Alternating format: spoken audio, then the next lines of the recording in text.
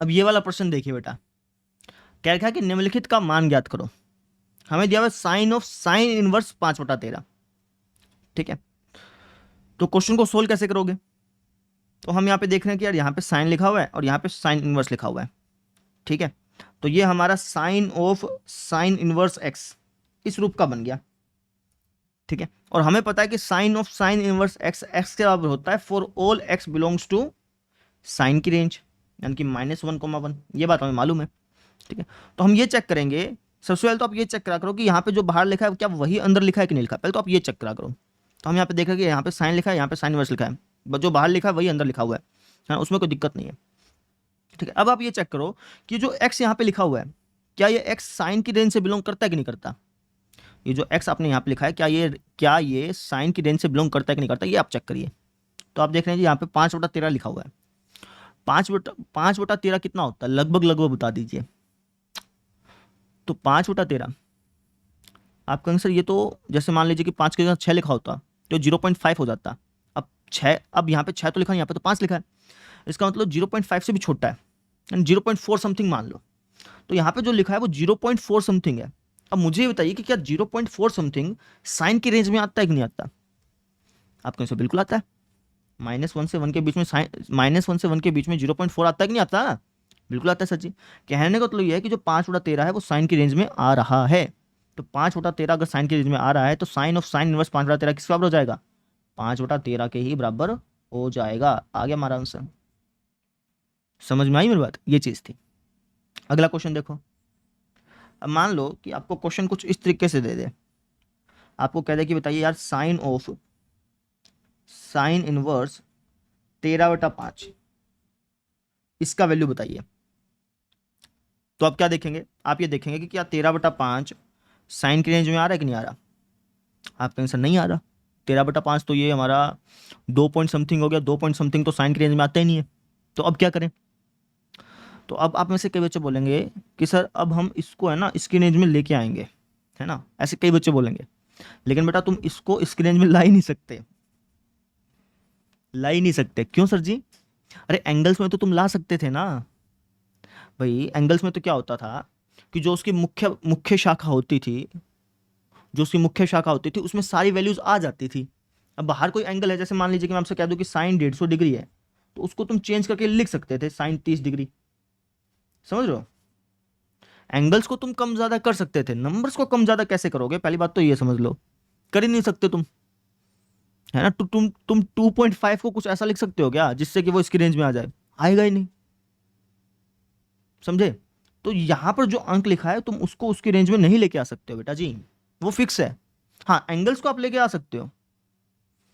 क्यों सर जी, एंगल्स को क्यों लेके आ सकते हैं, क्योंकि ग्राफ देखा करो ना।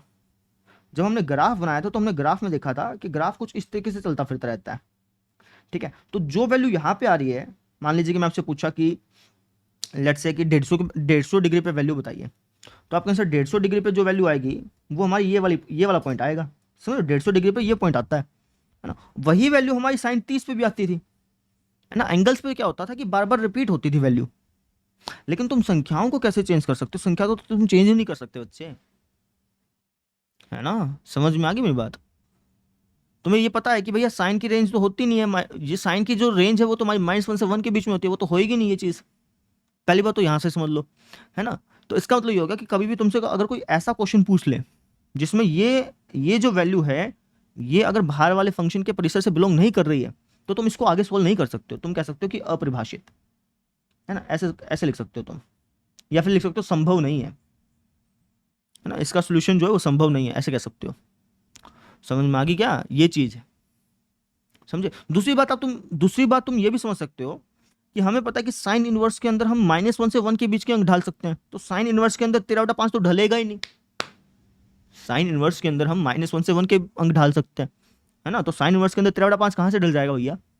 तो वहां से तुम डायरेक्टली कह सकते थे सर ये अपरिभाषित है। ठीक है, लेकिन अगर क्वेश्चन ऐसा आ जाए साइन इनवर्स ऑफ साइन 150, तब तुम ये नहीं कह सकते कि सर जी अपरिभाषित है। क्यों, क्योंकि साइन के अंदर तो आप कोई भी एंगल ढालो, कोई समस्या नहीं है साइन को। तो समझ में आ गई। साइन इनवर्स ऑफ साइन 150 अगर तुमसे पूछ लिया जाए तब तुम ये नहीं कह सकते कि सर जी अपरिभाषित है।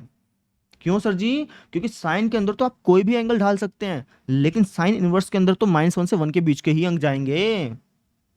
समझ में आई? ये चीज का भी आप ध्यान रखें। क्लियर है? समझो इस चीज को, साइन इनवर्स ऑफ साइन 150 को तुम आगे सोल्व कर सकते हो। ठीक है, अगर ये एंगल इसकी रेंज में नहीं आ रहा तब भी तुम इसको आगे सोल्व कर सकते हो, इसको इस एंगल को इसकी रेंज में लेके आ सकते हो, लेकिन sine of sine inverse something को तुम आगे सोल्व नहीं कर सकते हो बेटा जी, क्योंकि 13/5 जो है वो तो साइन इनवर्स के अंदर तुम ढाल ही नहीं सकते, लेकिन यहाँ पे 150 डिग्री जो है वो साइन के अंदर ढल सकता है। समझ में आई ये चीज? तो इस प्रॉपर्टी नंबर सेकंड में तुम्हें इस टाइप के क्वेश्चंस कम ही देखने को मिलेंगे, क्योंकि यहाँ पे तुम आगे सोल्व नहीं कर पा रहे हो ना। अगर तुम इसको आगे सोल्व कर पाते ना तब तो ये प्रॉपर्टी नंबर सेकंड में क्वेश्चन ऐसे ऐसे क्वेश्चन बहुत देता। ठीक है, लेकिन तुम इसको आगे सोल्व ही नहीं कर सकते। तो इस टाइप के जो क्वेश्चंस है ना, जिसमें ये वैल्यू बाहर वाले फंक्शन के रेंज से बिलोंग नहीं कर रही है, ऐसे क्वेश्चन कम मिलेंगे। समझ में आ गई? प्रॉपर्टी नंबर सेकंड में जो क्वेश्चंस आएंगे वो बहुत ही आसान आसान से होंगे। प्रॉपर्टी नंबर फर्स्ट में जो क्वेश्चन थे वो थोड़े से लेंथ इसलिए थे क्योंकि वहां पे तुम इसको आगे सोल्व कर सकते थे, लेकिन प्रॉपर्टी नंबर सेकंड में जो क्वेश्चन है वो बहुत आसान इसलिए होंगे क्योंकि तुम इसको आगे सोल्व ही नहीं कर सकते। समझ में आ गई? अब अगला प्रश्न देख लो आप। अब ये वाला प्रश्न देखिए, साइन ऑफ टेंजेंट इनवर्स 15/8 दे दिया है ना। अब समस्या क्या आ गई यहाँ पे? समस्या ये आ गई यार, बाहर तो साइन और अंदर टेंजेंट इनवर्स है ना। अब इसको सोल्व कैसे करें? तो हम क्या करेंगे कि यहाँ पे जो टेंजेंट इनवर्स लिखा है इसको हम कन्वर्ट करेंगे साइन इनवर्स के अंदर। वो कैसे सर जी? उसके लिए मैंने अभी आपको फॉर्मूला बताया था। मैंने आपको कहा था कि साइन इनवर्स लंब बटा कर्ण बराबर होता है टेंजेंट इनवर्स आधार बटा कर्ण के। ये चीज मैंने आपसे कही थी कि नहीं कही थी? सॉरी, लाला आम लाया लंब बटा आधार के, ये बराबर होता है हमारा लंब बटा आधार के। ये चीज मैंने आपको बताई थी ना बेटा जी। तो हम इसका इस्तेमाल कर लेंगे। यहाँ पे लिखा हुआ है टेंजेंट इनवर्स लंब बटा आधार। ठीक है ना, ये हमारा लंब है, लंब हमारा क्या है 15 और आधार क्या है हमारा 8। ठीक है, तो टेंजेंट इनवर्स आधार, टेंजेंट इनवर्स लंब बटा आधार लिखा है यहाँ पे, आम लाया कच्चे कच्चे आम। ठीक है, तो यहाँ पे टेंजेंट इनवर्स लंब बटा आधार लिखा हुआ है, हम इसको कन्वर्ट कर लेंगे किसके अंदर? साइन इनवर्स लंब बटा कर्ण के अंदर। ठीक है ना, वो कैसे करेंगे सर जी? तो लंब और आधार तो हमें दे रखा है, हम कर्ण निकाल लेंगे। कर्ण क्या हो जाएगा? ये हो जाएगा सर हमारा 15 का स्क्वायर 225, 8 का स्क्वायर 64। 225 में अगर आप 64 ऐड करके उसका रूट करेंगे तो 17 आएगा। यानी कि हम यहाँ पे टेंजेंट इनवर्स 15/8 को साइन इनवर्स लंब बटा कर्ण यानी कि 15/17 लिख सकते हैं। ये मैं कहना चाह रहा हूँ आपसे, मैंने टेंजेंट इनवर्स 15/8 को साइन इनवर्स 15/17 लिख दिया। ठीक है, और बाहर साइन का साइन ही है। ठीक है, अब sine of sine inverse something इसी समथिंग के बराबर होगा। ये हमारा आंसर आ गया। ठीक है, आप ये भी चेक कर सकते हैं कि जो 15/17 वो साइन की रेंज में आ भी रहा है, तो इसके बराबर हो जाएगा। समझे? इस टाइप से क्वेश्चन करना था। क्लियर होगी बात मेरी? समझ में आया? अब हम देखते हैं अगला प्रश्न। अब इस क्वेश्चन को सोल्व करिए। तो आप कहेंगे सर बाहर तो साइन लिखा है और अंदर कोट इनवर्स लिखा है, तो पहले मुझे कोट इनवर्स को साइन इनवर्स के अंदर कन्वर्ट करना पड़ेगा। अब वो कैसे करेंगे? तो हमें पता है कि कोट इनवर्स, कोट हमारा क्या होता है? ये होता है सर जी हमारा आधार बटा लंब, है ना। इसका मतलब ये हो गया कि 4 हमारा आधार है और 3 हमारा लंब है। ठीक है, तो हम कर्ण निकाल सकते हैं। कर्ण क्या हो जाएगा?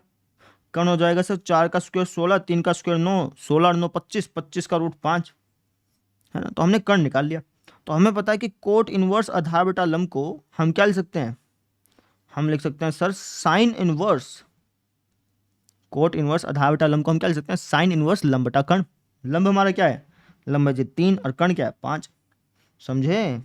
वापिस समझिए बच्चे, कोट इनवर्स 4/3 को अपन साइन इनवर्स 3/5 लिख सकते हैं, क्योंकि कोट इनवर्स 4/3 का मतलब क्या होता है? आप कहेंगे सर ये हमें एंगल देता है एक, और वही सेम एंगल हमें साइन इनवर्स 3/5 भी देता है ना। एंगल तो सेम ही देगा ना वो, ये जो एंगल हमें दे रहा है वही एंगल ये दे रहा है। ठीक है ना, तो इसलिए हम कोट इनवर्स 4/3 को साइन इनवर्स 3/5 लिख सकते हैं। अब 3/5 साइन की रेंज में आता ही है। ठीक है, तो इसका आंसर क्या आ जाएगा? 3/5। समझ में आ गई? अगर 3/5 इसकी रेंज, मान लो कि यहाँ पे कोई ऐसा अंक आ जाता जो इसकी रेंज में नहीं आता, तब तुम इसको आगे सोल्व कर ही नहीं सकते थे। समझ में आई मेरी बात? क्यों नहीं कर सकते थे वो मैंने आपको बता ही दिया। तो ऐसे आएंगे क्वेश्चन आपके। प्रॉपर्टी नंबर सेकंड के क्वेश्चन बहुत ही आसान आसान से आएंगे, बहुत आसान, सारे क्वेश्चन ही आसान है, इसमें कोई दिक्कत ही नहीं आएगी आपको इसमें। ठीक है, अगला प्रश्न देखो। अब इस क्वेश्चन को देखिए, बाहर लिखा हुआ है साइन, अंदर लिखा हुआ है सीकेंट इनवर्स। तो हमारी कोशिश रहेगा कि इस सीकेंट इनवर्स को साइन इनवर्स के अंदर कन्वर्ट करें। वो कैसे करेंगे? हमें पता है कि जो सीकेंट इनवर्स होता है, हमें पता है कि जो सीकेंट होता है वो हमारा क्या होता है, वो हमारा होता है सर जी, लाला आम लाया कच्चे कच्चे आम, यानी कि आधार बटा कर्ण बटा आधार। ये हमारा क्या बेटा जी, कर्ण बटा आधार है, ये मुझे मालूम है। तो कर्ण है हमारे पास 17 और आधार है हमारे पास 15, है ना। तो अगर मैं आपसे पूछूं कि भैया मुझे आप लंब बता दीजिए, तो आप बता देंगे बिल्कुल आसानी से। ये हो जाएगा सर 17 का स्क्वायर माइनस 15 का स्क्वायर। 17 का स्क्वायर में से अगर आप 15 का स्क्वायर घटाते हैं तो आपका बचता है 8 का स्क्वायर, यानी कि 8 बचेगा। आप चाहें तो करके देख सकते हैं। ठीक है, तो ये हो जाएगा सर जी हमारे पास साइन इनवर्स लंब बटा कर्ण, यानी कि 8/17। इसको सॉल्व करने पे क्या आ जाएगा, 8/17 आ जाएगा। ये हमारा आंसर आ गया। समझ में आ गई? ऐसे हमें सॉल्व करना था। क्लियर? अगला क्वेश्चन देखिए। अब ये क्वेश्चन देखिए भाई, बाहर साइन लिखा है, अंदर कोसेकेंट इनवर्स लिखा है। तो हमारी कोशिश रहेगी कि इस कोसेकेंट इनवर्स को हम किसके अंदर कन्वर्ट कर दें, साइन इनवर्स के अंदर कन्वर्ट कर दें। वो कैसे करेंगे? आप कहेंगे कि सर कोसेकेंट इनवर्स 17/8 को लिख सकते हैं, साइन इनवर्स क्या लिख सकते हैं, कोसेकेंट क्या होता है, कोसेकेंट सर जी हमारा साइन का उल्टा ही होता है। तो कोसेकेंट इनवर्स 17/8 को हम 8/17 लिख सकते हैं, सिंपल है ना, कुछ करने की जरूरत ही नहीं पड़ी। कोसेकेंट हमारा क्या होता है, ये होता है सर जी हमारा लाला आम लाया कच्चे कच्चे, लंब बटा कर्ण होता है सर जी, लंब बटा कर्ण होता है ना। और लंब बटा कर्ण नहीं, सॉरी, कोसेकेंट हमारा क्या होता है, कर्ण बटा लंब होता है। ये कर्ण बटा लंब है, हमें चाहिए लंब बटा कर्ण, तो इसका उल्टा कर दिया, सिंपल। हमारा आंसर क्या जाएगा, 8/17। समझ में आ गई? तो इस तरीके से हमने सॉल्व कर लिया।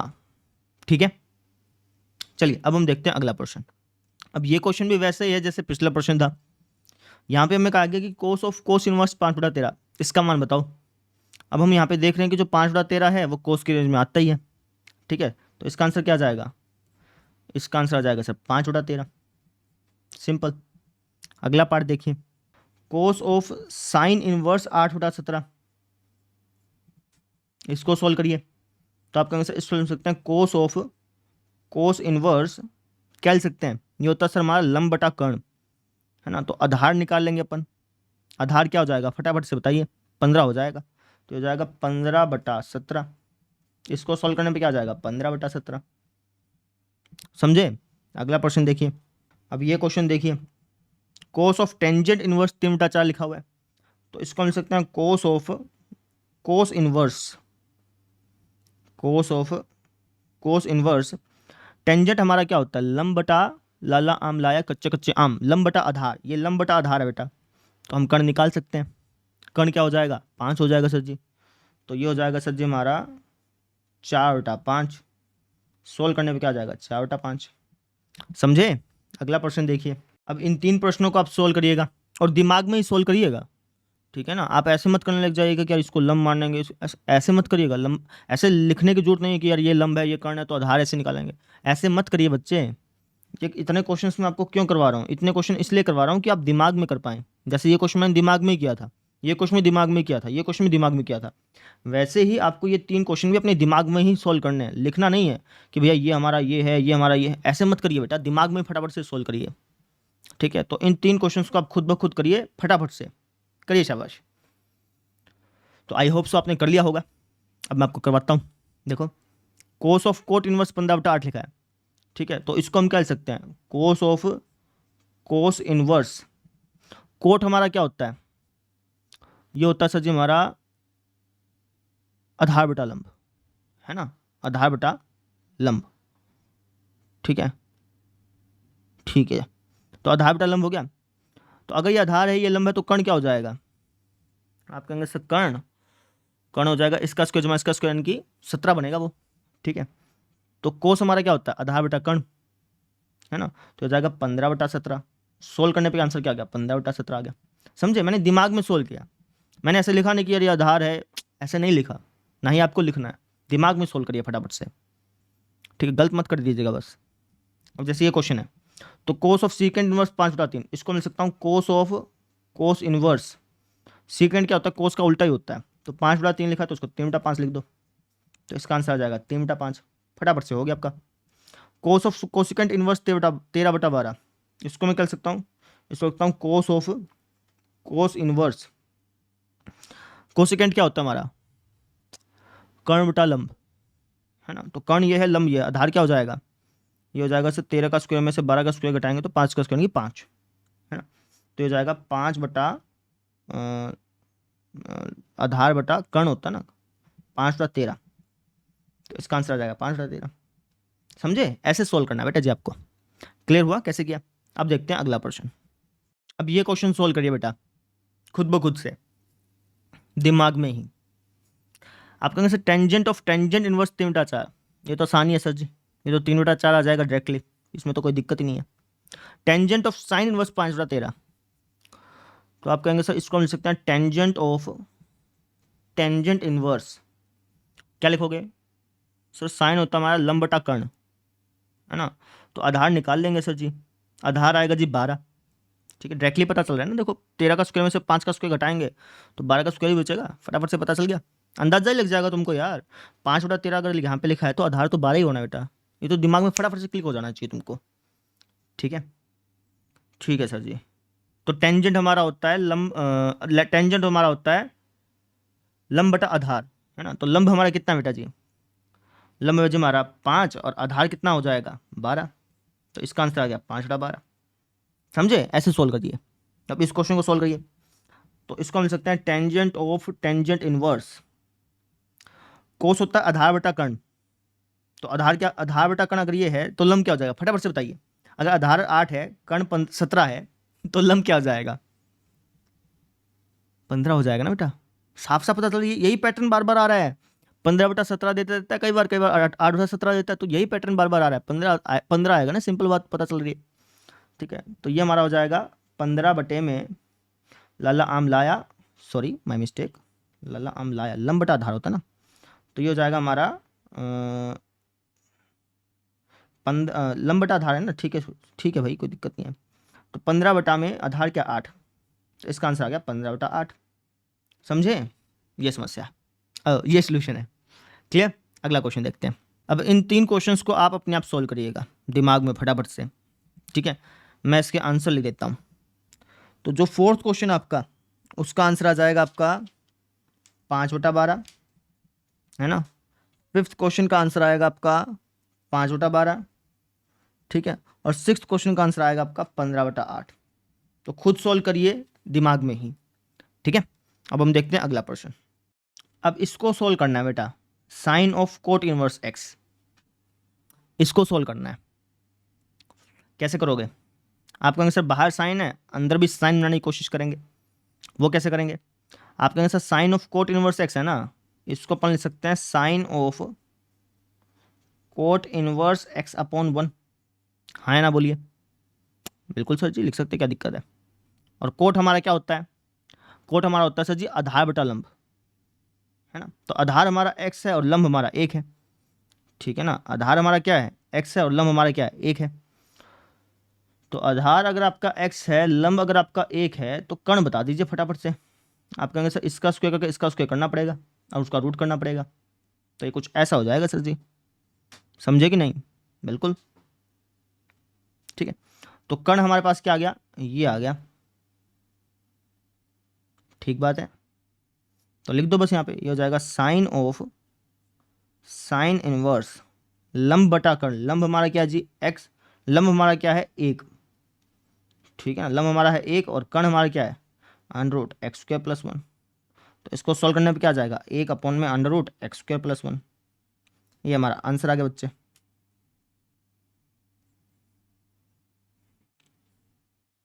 क्लियर हुआ, समझ में आई मेरी बात। तो ऐसे करना था, समझे।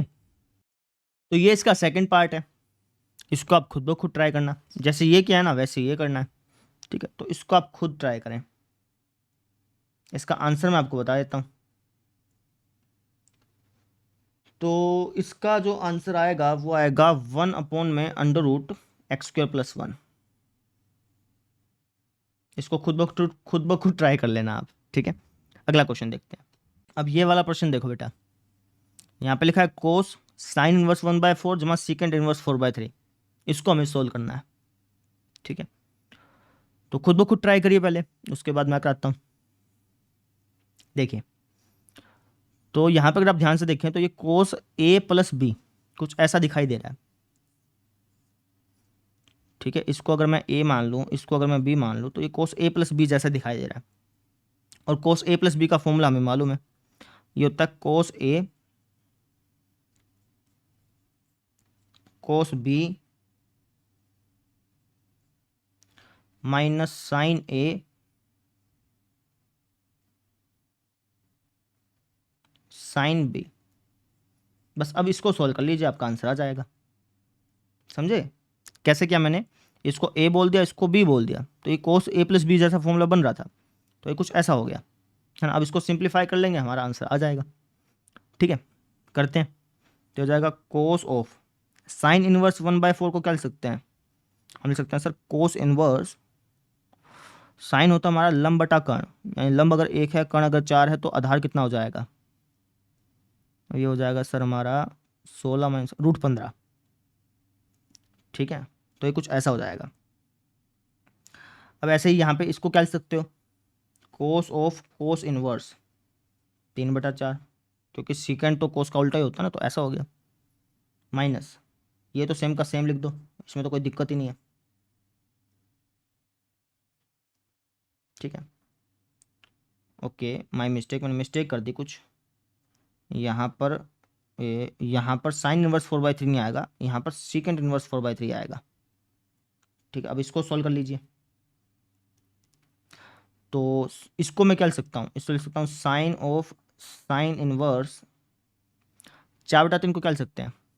सीकेंड क्या होता है? सीकेंड होता है सर हमारा कर्ण बटा आधार। तो कर्ण ये है, आधार ये है, लंब क्या हो जाएगा? ये हो जाएगा सर हमारा √7, ठीक है। ये ऐसा हो गया। अब सोल्व कर लीजिए। तो cos of cos inverse something something के बराबर होगा, cos of cos inverse something something के बराबर होगा, minus sine of sine inverse something something के बराबर होगा, और sine of sine inverse something something के बराबर होगा। तो ये हो जाएगा 3√15/16 माइनस √7/16। तो सोल्व करेंगे तो ये आ जाएगा 3√15 माइनस √7/16। ये हमारा आंसर आ गया बेटा। समझे कैसे किया? क्लियर है? तो इस तरीके से हमने इस क्वेश्चन को सॉल्व कर लिया। अब हम देखते हैं अगला प्रश्न। अब इसको सॉल्व करना है, वीडियो पॉज करो, खुद ट्राई करो, पिछले जैसा ही है, करो पिछले जैसा है बिल्कुल।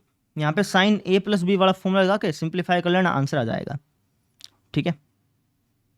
तो ये आप खुद ब खुद कर लेंगे? बताइए, करके दिखाऊं? चलिए, तो साइन ए प्लस बी हो गया। ये साइन ए प्लस बी का फॉर्मूला क्या होता है? साइन ए कोस बी, साइन ए कोस बी, ठीक है। साइन ए प्लस बी का ना, साइन ए कोस बी प्लस कोस ए साइन बी, प्लस में कोस ए साइन बी। अब इसको सॉल्व कर लीजिए। तो ये हो जाएगा साइन ऑफ साइन इनवर्स, कोस होता हमारा आधार बटा कर्ण, है ना। तो लंब क्या हो जाएगा हमारा? ये हो जाएगा सर 25 में से 9 हो गया 16, यानी कि 4, ठीक है। कोस ऑफ, तो कोसिकेंट क्या होता है हमारा? कर्ण बटा लंब, ठीक है। तो कर्ण अगर ये है, लंब अगर ये है, तो आधार क्या हो जाएगा? 12, है ना। तो ये हो जाएगा कोस इनवर्स 12/13, है ना। आधार बटा कर्ण होता है ना, इसलिए। तो ये तो सेम का सेम लिख दो, इसमें तो कोई समस्या नहीं है। और इसको भी लिख दो आप, साइन ऑफ कोसेकेंड इनवर्स 13/5 को लिख सकता हूँ साइन इनवर्स 5/13। सिंप्लीफाई कर लीजिए, इसको सोल्व करेंगे तो आ जाएगा 4/5, इसको सोल्व करेंगे तो आ जाएगा 12/13, इसको सोल्व करेंगे तो आ जाएगा 3/5, इसको सोल्व करेंगे तो आ जाएगा 5/13। तो ये हो गया हमारा 12 चौका 48 और 13 पंजे 65, 5 3 15, 13 पंजे 65, 8 5 13, 4 5 6, 63/65। ये हमारा आंसर आ चुका है। क्लियर हुआ? ऐसे करना था, कितना सिंपल सा था। ठीक है, अगला क्वेश्चन देखते हैं। अब ये क्वेश्चन देखिए, sine of cot inverse cos tangent inverse 1। ठीक है, इसको सोल्व करना है। तो इस टाइप के क्वेश्चन को सोल्व करने के लिए हम सबसे अंदर से चलते हैं, बिल्कुल अंदर जो लिखा होता है ना वहां से चलते हैं। तो टेंजेंट इनवर्स 1 को क्या लिख सकता हूँ, बताइए फटाफट से। बाकी मैं लिख देता हूँ, टेंजेंट इनवर्स 1 क्या होता है। टेंजेंट इनवर्स 1 का मतलब होता है कि हमें टेंजेंट इनवर्स का मतलब ये होता है कि हमें ये बताना है कि भैया -π/2 से π/2 के बीच में ऐसा कौन सा एंगल है जिसके लिए टेंजेंट 1 देता है। तो आप कहेंगे सर 45 डिग्री के लिए, यानी π/4 के लिए, है ना। तो टेंजेंट इनवर्स 1 को मैं लिख सकता हूँ π/4। समझे, टेंजेंट इनवर्स 1 की जगह मैंने π/4 लिख दिया। अब इसको सोल्व कर लीजिए, तो ये हो जाएगा sine of cot inverse. Cot π/4 पे कितना होता है, कोट 45 पे 1/√2, है कि नहीं। बिल्कुल सर। तो ये कुछ ऐसा दिखाई देने लग गया। अब क्या करें, तो आप कहेंगे सर कोट इनवर्स 1/2 का मान निकाल लेते हैं, लेकिन तुम निकाल तो नहीं पाओगे ना। क्यों, क्या तुम्हें पता है कि कोट जो है ये 1/2 कहाँ देता है, मालूम है तुमको। 1/√2 कहाँ पे देता है सर, 1/√2 तो मालूम नहीं कहाँ पे देता है। अगर पता होता तो हम कर देते हैं, यहाँ पे ऐसे सोल्व कर लेते, कोई समस्या नहीं थी, लेकिन पता तो नहीं है ना बच्चे, समस्या तो है ना। तो आप कहें सर कोई दिक्कत नहीं है, कोट इनवर्स 1/√2 है ना, इसको मैं लिख सकता हूँ साइन इनवर्स, क्या लिख सकते हैं, कोट इनवर्स 1/√2 को साइन इनवर्स क्या लिख सकते हैं। तो आप कहें सर कोट होता हमारा आधार बटा लंब, तो आधार ये है, लंब ये है, तो कर्ण क्या हो जाएगा, इन दोनों का स्क्वायर करके ऐड कर दो, यानी कि √5। ठीक है, तो ये हो गया हमारा √2/√5।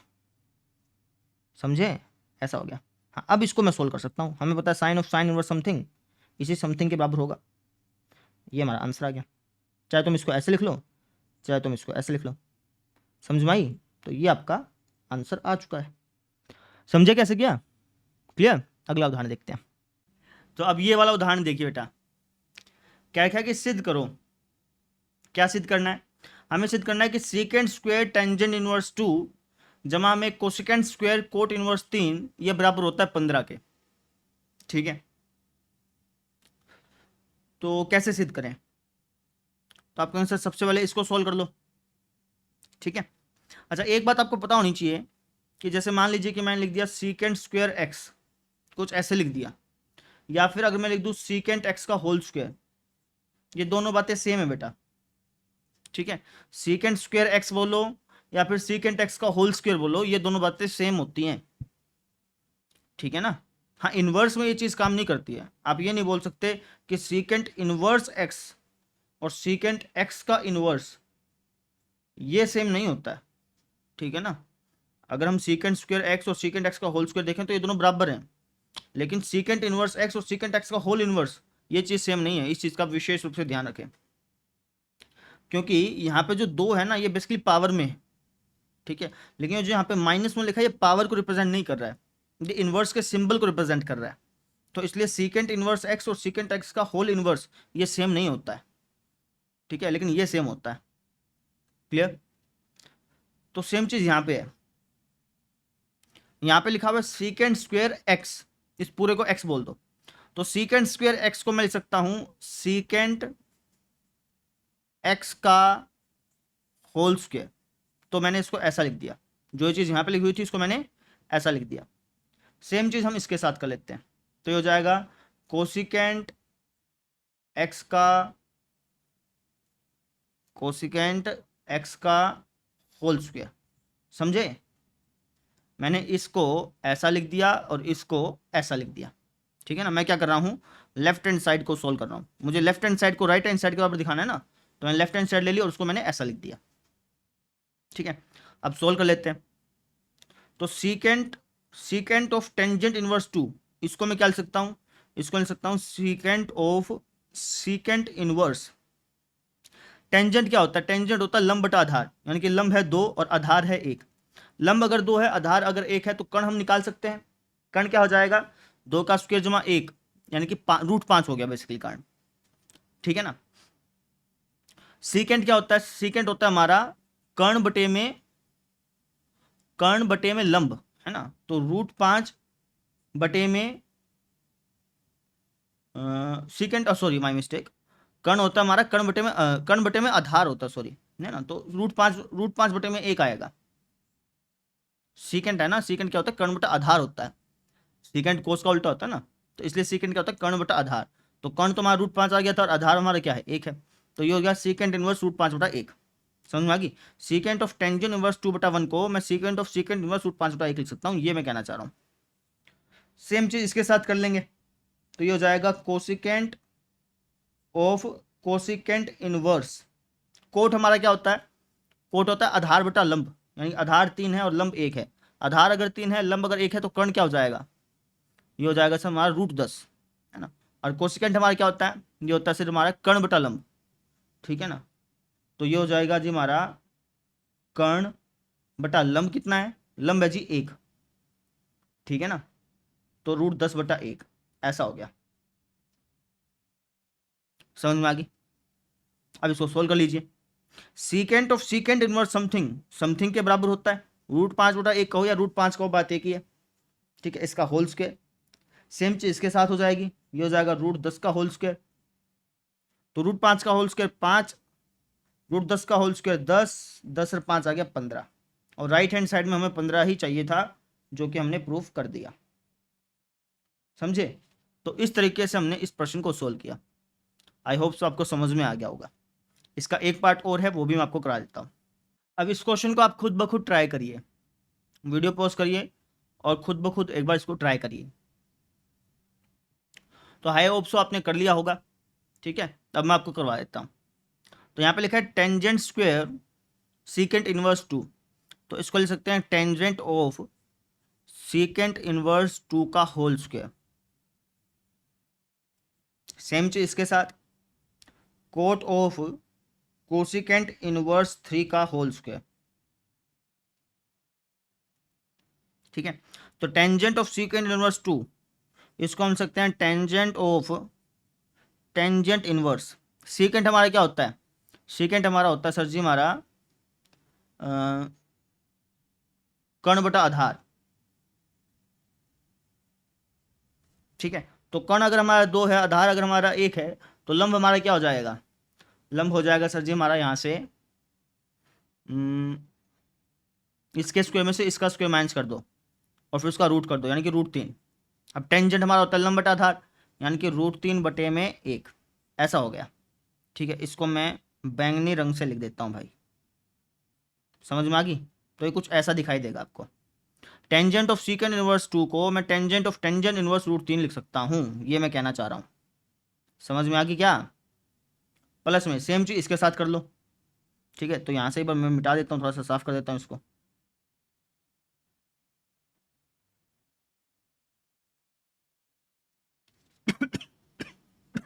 यहाँ पे 3 लिखा हुआ है ना, 3 को लिख सकते हैं 3/1। कोसिकेंट हमारा क्या होता है? कोसिकेंट होता है सर जी हमारा कर्ण बटे में लंब। ठीक है। तो कर्ण अगर ये है, लंब अगर ये है, तो आधार क्या हो जाएगा? इसके स्क्वायर में से इसका स्क्वायर माइनस कर दो। 9 में से 1 गया 8, 8 का रूट हो गया। ठीक है। तो इसका मतलब ये हुआ कि कोट ऑफ कोसिकेंट इनवर्स 3 को मिल सकता हूँ cot of cot inverse. Cot क्या होता है हमारा? आधार बटा लंब। आधार है हमारा √8 और लंब हमारे पास क्या है? 1। तो ये कुछ ऐसा हो गया। समझ में आ गई। इस ब्लैक कलर को मैं मिटा देता हूँ एक बार, समझो। इसको मैंने ऐसा लिखा, फिर इसको मैंने ऐसा लिखा, सेम चीज इसके साथ कर ली। अब tangent of tangent inverse something इस समथिंग के ही बराबर होगा, यानी कि हो जाएगा √3 का होल स्क्वायर। यहाँ पे हो जाएगा √8 का होल स्क्वायर, जो कि होता है हमारा 3 × 8 यानी कि 11। और राइट हैंड साइड में हमें 11 ही चाहिए था, तो आ गया हमारा राइट हैंड साइड। समझे कितना आसान था? ठीक है ना, जैसा पिछला था वैसे ही ये था। क्लियर। अब इस टाइप के क्वेश्चन को करने का एक और तरीका भी होता है ना। एक तरीका तो ये है कि आप इस तरीके से कर लें, एक और भी मेथड है, वो भी मैं आपको बता देता हूँ। ठीक है, तो ये तो है हमारा मेथड नंबर 1। अब इसी क्वेश्चन को हम मेथड नंबर 2 से करते हैं। देखिए, पिछले क्वेश्चन को भी मेथड नंबर 2 से कर सकते हो आप। ठीक है, दूसरा मेथड क्या है सर जी? तो क्वेश्चन में आपको दिया था टेंजेंट स्क्वायर एक्स, इसको आप एक्स बोल दो एक बार। तो टेंजेंट स्क्वायर एक्स जमा में कोट स्क्वायर एक्स, कुछ इस तरीके से दिया था, है ना। अब हमें पता है कि टेंजेंट स्क्वायर एक्स किसके बराबर होता है। आपने एक आइडेंटिटी पढ़ी थी क्लास 10th में कि 1 प्लस टेंजेंट स्क्वायर एक्स बराबर होता है सीकेंट स्क्वायर एक्स के। होता है कि नहीं होता? तो टेंजेंट स्क्वायर एक्स को मिल सकता हूं सीकेंट स्क्वायर एक्स माइनस 1। ठीक है ना, तो यहां पे जो टेंजेंट स्क्वायर एक्स लिखा हुआ है इसको मैं क्या लिख सकता हूं? आप कहेंगे सर इसको आप लिख सकते हैं सीकेंट स्क्वायर एक्स, हमने इसको मानना है, इसको पूरे को हमने क्या मान लिया? एक्स। तो इसको हम लिख सकते हैं secant square x, secant square x minus 1। वापिस समझिए, टेंजेंट स्क्वायर एक्स को मैंने लिख दिया secant square x minus 1। Same चीज के साथ है, कोट स्क्वायर एक्स को मैं क्या लिख सकता हूं? तो आप कहेंगे सर कोट स्क्वायर एक्स को, एक हमने वो पढ़ी थी आइडेंटिटी क्लास 10th में, क्या थी वो?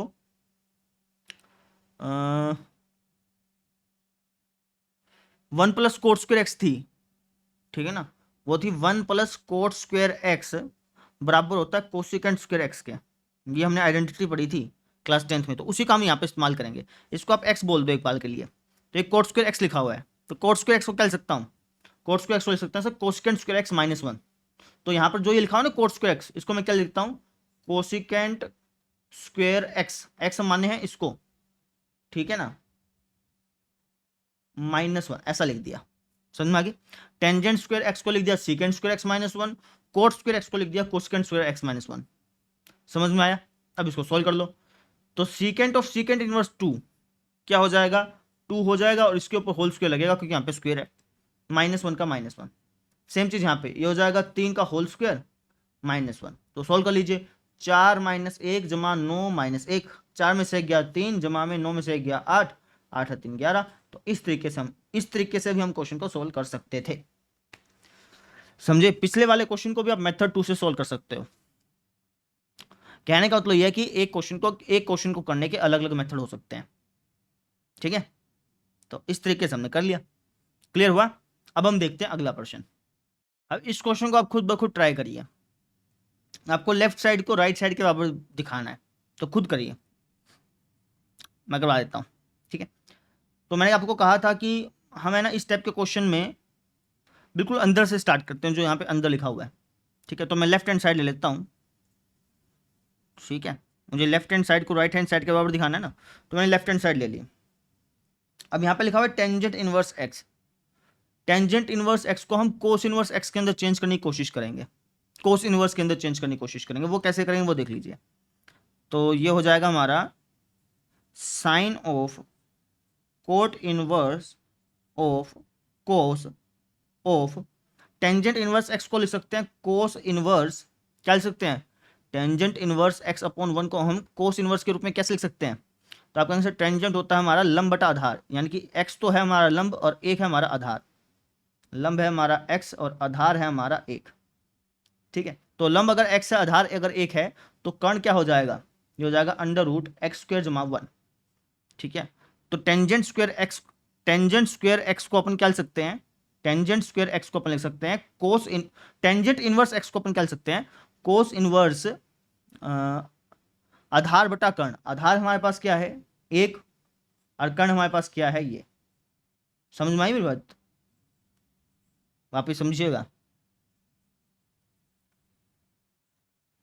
मैंने क्या किया, कोस ऑफ टेंजेंट इनवर्स एक्स था ना, इसको मैंने कोस of cos inverse 1 upon x square जमा 1 लिख दिया, एक्स स्क्वायर जमा 1 का रूट ये लिख दिया।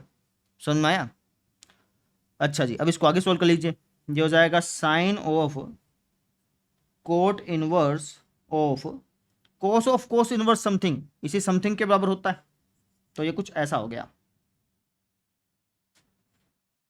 समझ में आ गई? अच्छा जी, अब इस कोट को हमें साइन के अंदर चेंज करना है, वो कैसे करेंगे? तो आप कहेंगे सर कोट क्या होता है? कोट होता है हमारे पास आधार बटा लंब। तो आधार अगर एक है, लंब अगर ये है, तो कर्ण क्या हो जाएगा? कर्ण हो जाएगा सर जी हमारा, आधार हमारा ये है, लंब हमारा ये है, तो कर्ण क्या हो जाएगा? ये हो जाएगा अंडर रूट इसका स्क्वायर जमा में इसका स्क्वायर। ठीक है, तो कर्ण हमारे पास हो गया अंडर रूट एक्स स्क्वायर जमा 2। कर्ण हमारे पास क्या आ गया? ये आ गया। ठीक है, तो इसका मतलब ये हो गया कोट कोट इनवर्स दिस को, कोट इनवर्स दिस को हम क्या लिख सकते हैं? Sine inverse. साइन हमारे पास क्या होता है? लंब बटा कर्ण। लंब है हमारे पास ये रूट एक्स स्क्वायर जमा 1 अपॉन में रूट एक्स स्क्वायर जमा 2। समझे? और sine of sine inverse this किसके बराबर होगा? इसी दिस के बराबर होगा सर जी। तो ये हमारे पास आ गया under root of X square जमा 1 अपॉन में under root of X square जमा 2। और यही हमें चाहिए था राइट हैंड साइड में, वही हमें मिल चुका है। समझे? इस तरीके से हमने सोल्व किया। ये जो कर्ण बटा, ये कर्ण और लंब लिखे हुए हैं हिंदी में, इनको मैं मिटा देता हूँ एक बार। समझ में आया? तो इस तरीके से हमने इसको सिंप्लीफाई कर लिया। क्लियर हुआ? ठीक है, अब इसका सेकंड पार्ट देख लीजिए। अब ये क्वेश्चन आप खुद ब खुद ट्राई करिए, पिछले जैसा ही है। ठीक है, मैं यहाँ से करवा बेशक रहा हूँ, लेकिन आप इसको खुद ब खुद ट्राई करना। तो लेफ्ट हैंड साइड ले लेते हैं। लेफ्ट हैंड साइड में सबसे पहले हम इसको सोल्व करेंगे। ठीक है, तो ये हो जाएगा कोस of tangent inverse sine of. Cot inverse को अपने को साइन इनवर्स के अंदर कन्वर्ट करना है। कोट हमारा क्या होता है? कोट होता है सर जी हमारा आधार बटा लंब। तो अगर ये आधार है, ये लंब है, तो कर्ण क्या हो जाएगा? कर्ण हो जाएगा सर जी हमारा अंडर रूट एक्स स्क्वायर जमा 1। ठीक है, अब इसको अपने को साइन के अंदर चेंज करना है। साइन क्या होता है? ये होता है जी हमारा लंब बटा कर्ण। लंब हमारा क्या है जी? 1, और कर्ण क्या है जी? ये। तो ये कुछ आपको इस तरीके से दिखाई देगा। ठीक है, अब इसको आगे सोल्व कर लीजिए। Sine of sine inverse something इसी समथिंग के बराबर होता है। तो ये कुछ आपको इस तरीके से दिखाई देगा। ठीक है, अब टेंजेंट को अपने को कोस के अंदर चेंज करना है, वो कैसे करेंगे? तो आप कहेंगे सर टेंजेंट हमारा होता है लंब बटा आधार। तो लंब अगर ये है, आधार अगर ये है, तो कर्ण क्या हो जाएगा? इसका स्क्वायर जमा इसका स्क्वायर, और फिर उसका रूट कर देंगे, है ना। तो कोस हमारा क्या होता है? कोस होता है जी हमारा आधार बटा कर्ण। तो आधार जब आप निकालेंगे, तो आधार आप अगर आप आधार यहाँ से देखेंगे, तो आधार है हमारा ये, है ना, ये। और जब आप यहाँ से कर्ण निकालेंगे ना, तो वो आपका कुछ इस तरीके से बन के आएगा, चाहे आप निकाल के देख लीजिएगा। ठीक है, अब कोस ऑफ कोस इनवर्स समथिंग इसी समथिंग के बराबर होता है। तो हमारा आंसर ये आ गया जी। ठीक है, और यही हमें चाहिए था राइट हैंड साइड में। हो गया। समझे कितना आसान था? क्लियर? बस प्रॉपर्टी नंबर 1 थोड़ी सी मुश्किल थी बेटा, बाकी सभी प्रॉपर्टीज बहुत ही आसान है। ठीक है, अगला क्वेश्चन देखते हैं। अब ये क्वेश्चन देखिए, क्या लिखा कि यदि sine of cot inverse X plus 1 बराबर है cos of tangent inverse X के, ये बराबर दे रखा है। ठीक है, तो हमें एक्स की वैल्यू बतानी है। कैसे बताएंगे? तो ये हमें दोनों बराबर दे रखे हैं ना, तो इन दोनों को सोल्व कर लेते हैं। इसको भी सोल्व करते जाएंगे, इसको भी सोल्व करते जाएंगे, और एक्स की वैल्यू अपने आप निकल जाएगी। कैसे सर जी? जैसे यहाँ पे कोट इनवर्स लिखा हुआ है, इसको अपने को साइन इनवर्स के अंदर कन्वर्ट करना पड़ेगा। तो हो जाएगा sine of sine inverse. Cot हमारा क्या होता है? कोट होता है जी हमारा आधार बटे में लंब। तो ये हमारा आधार है और ये हमारा लंब है। तो कर्ण क्या हो जाएगा? कर्ण हो जाएगा सर इसका स्क्वायर जमा इसका स्क्वायर। कर लेते हैं रफ कॉपी पे।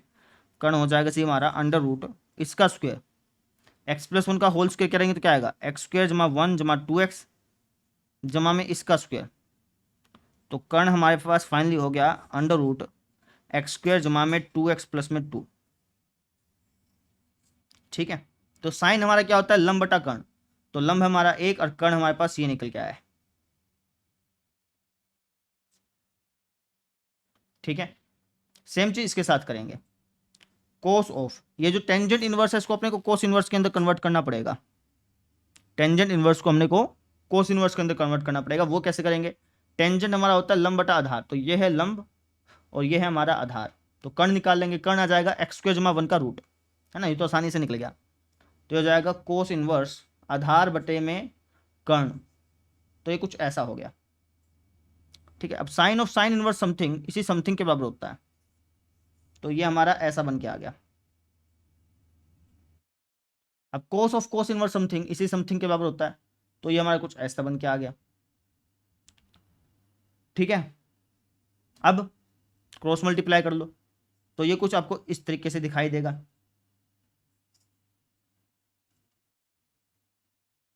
दोनों तरफ स्क्वायर करोगे तो ये कुछ आपको इस तरीके से दिखाई देगा। दोनों तरफ आप एक्स स्क्वायर घटा सकते हो, है ना।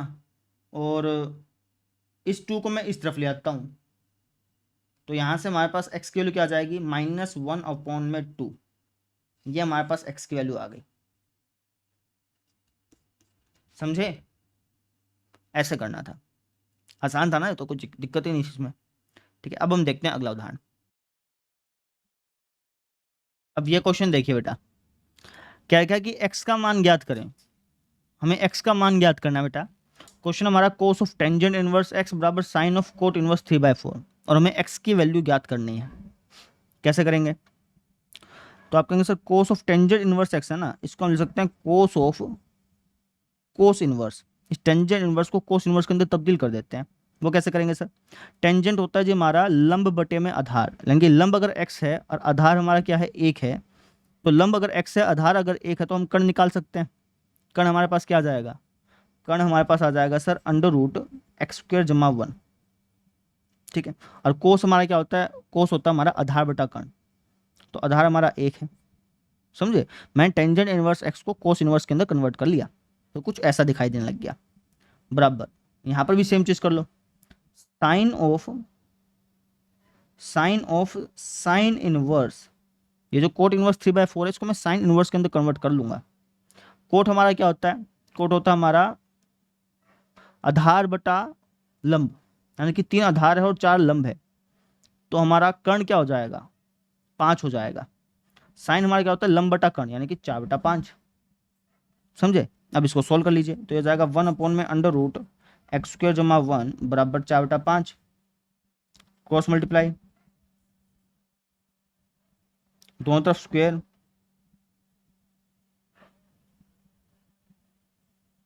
सोलह को उस तरफ भेज दीजिए, तो 9 बराबर 16x², यानी कि हमारे पास आ गया 9/16 बराबर x², समझे। और इस तरीके से हमारे पास क्या आ चुका है, इसका रूट कर देंगे दोनों तरफ, यानी कि +-3/4 बराबर x। तो इस तरीके से हमने x की वैल्यू निकाल ली, समझे।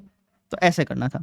वापस समझिए, ये क्वेश्चन हमें दिया हुआ था और हमें x की वैल्यू निकालनी थी, तो मैंने है ना यहाँ पर बाहर कोस था तो इसको भी कोस बनाने की कोशिश की, यहाँ पर बाहर साइन था तो इसको भी साइन बनाने की कोशिश की, और सोल्व करता गया जब तक कि कुछ ऐसा ना बन गया। तो इस तरीके से हमने आंसर निकाल लिया। अब एक इंपॉर्टेंट बात मैं आपको बताना चाहूँगा कि अगर आप जब एक्स की वैल्यू निकाल लें, कोई भी ऐसा क्वेश्चन आ जाए जिसमें आपको एक्स की वैल्यू निकालनी हो और एक्स की आपकी 2 वैल्यू निकल के आए, तो आप उन दोनों वैल्यूज़ को एक बार चेक कर लिया करें, ठीक है ना, कि क्या जो 2 वैल्यू आपके निकल के आई हैं वो 2 वैल्यू सही हैं या गलत हैं। मतलब जो 2 वैल्यू आपके निकल के आई हैं क्या वो आपके आंसर सही हैं या गलत हैं, आप ये चेक कर लिया करें एक बार। जैसे 10वीं क्लास में नहीं करते थे, एक्स की 2-3 वैल्यू आ जाती थी, फिर तुम वैल्यू रख के चेक करते थे कि भाई इसमें से हमें किसको मानना है किसको नहीं मानना, वही सेम चीज़ यहाँ पे है। तो जैसे यहाँ पे एक्स की 2 वैल्यू आई हैं, एक तो प्लस का 3/4 और एक माइनस का 3/4, तो रख के देख लिया करो। जैसे बोला ना आप 3/4 रख के देखो, अब उसने 3/4 कहाँ पे रख के देखें, यहाँ पे रख के देख लो, आसान रहेगा तुम्हारे लिए, ठीक है। नहीं तो यहाँ पे रख के देख लो, तुम्हारी मर्जी है, समझे। एक्स की वैल्यू जो आई है आपकी, उसको आप एक काम करें, उसको आप यहाँ पे रख के देख लें इस इक्वेशन में, या फिर आप यहाँ पे भी रख के देख सकते हो, आपकी इच्छा है। मान लो कि मैं यहाँ पे रख के देखता हूँ, ठीक है। तो एक्स के लिए अगर मैं 3/4 रखूंगा और सोल्व करूंगा तो ये 4/5 के बराबर आएगा। अगर मैं -3/4 रखूंगा तब भी 4/5 के बराबर आएगा। कहने का मतलब ये है कि इस इक्वेशन में कह लो या फिर इस इक्वेशन में कह लो, आपकी मर्जी है। मान लो कि इस इक्वेशन में रख लेता तब भी आता। कहने का मतलब ये है कि इस इक्वेशन में एक्स की वैल्यू दोनों की दोनों एग्जिस्ट करती हैं, है ना। प्लस का 3/4 रखने पर भी लेफ्ट साइड और राइट साइड बराबर आ रही है, और माइनस का 3/4 रखने पर भी लेफ्ट साइड और राइट साइड बराबर आ रही है, ये मैं कहना चाह रहा हूँ, समझ में आ गई। तो यानी कि दोनों आंसर करेक्ट है हमारे, ठीक है। अब इस क्वेश्चन का एक पार्ट और देखो, उसमें आपको एक नई चीज़ सीखने को मिलेगी। इस क्वेश्चन को आप पहले खुद ब खुद ट्राई करिए, यहाँ पर भी आपको एक्स की वैल्यू ही निकालनी है, ठीक है। तो मैं मान के चल रहा हूँ कि आपने ट्राई कर लिया होगा। तो लेफ्ट साइड में लिखा है tangent of cos inverse x, right side में लिखा है साइन ऑफ कोट इनवर्स 1/2 और हमें एक्स की वैल्यू निकालनी है। सॉल्व करते हैं। तो इसको लिख सकता हूँ tangent of tangent inverse cos inverse X को आप टेंजेंट इनवर्स के अंदर तब्दील कर लीजिएगा। जब आप टेंजेंट इनवर्स के अंदर बदलेंगे तो ये आपको कुछ इस तरीके से दिखाई देगा। मैंने तो ये क्वेश्चन कर रखा है तो इसलिए मुझे याद है, आप आराम से कर लीजिएगा, है ना। सेम चीज़ इसके साथ कर लीजिएगा।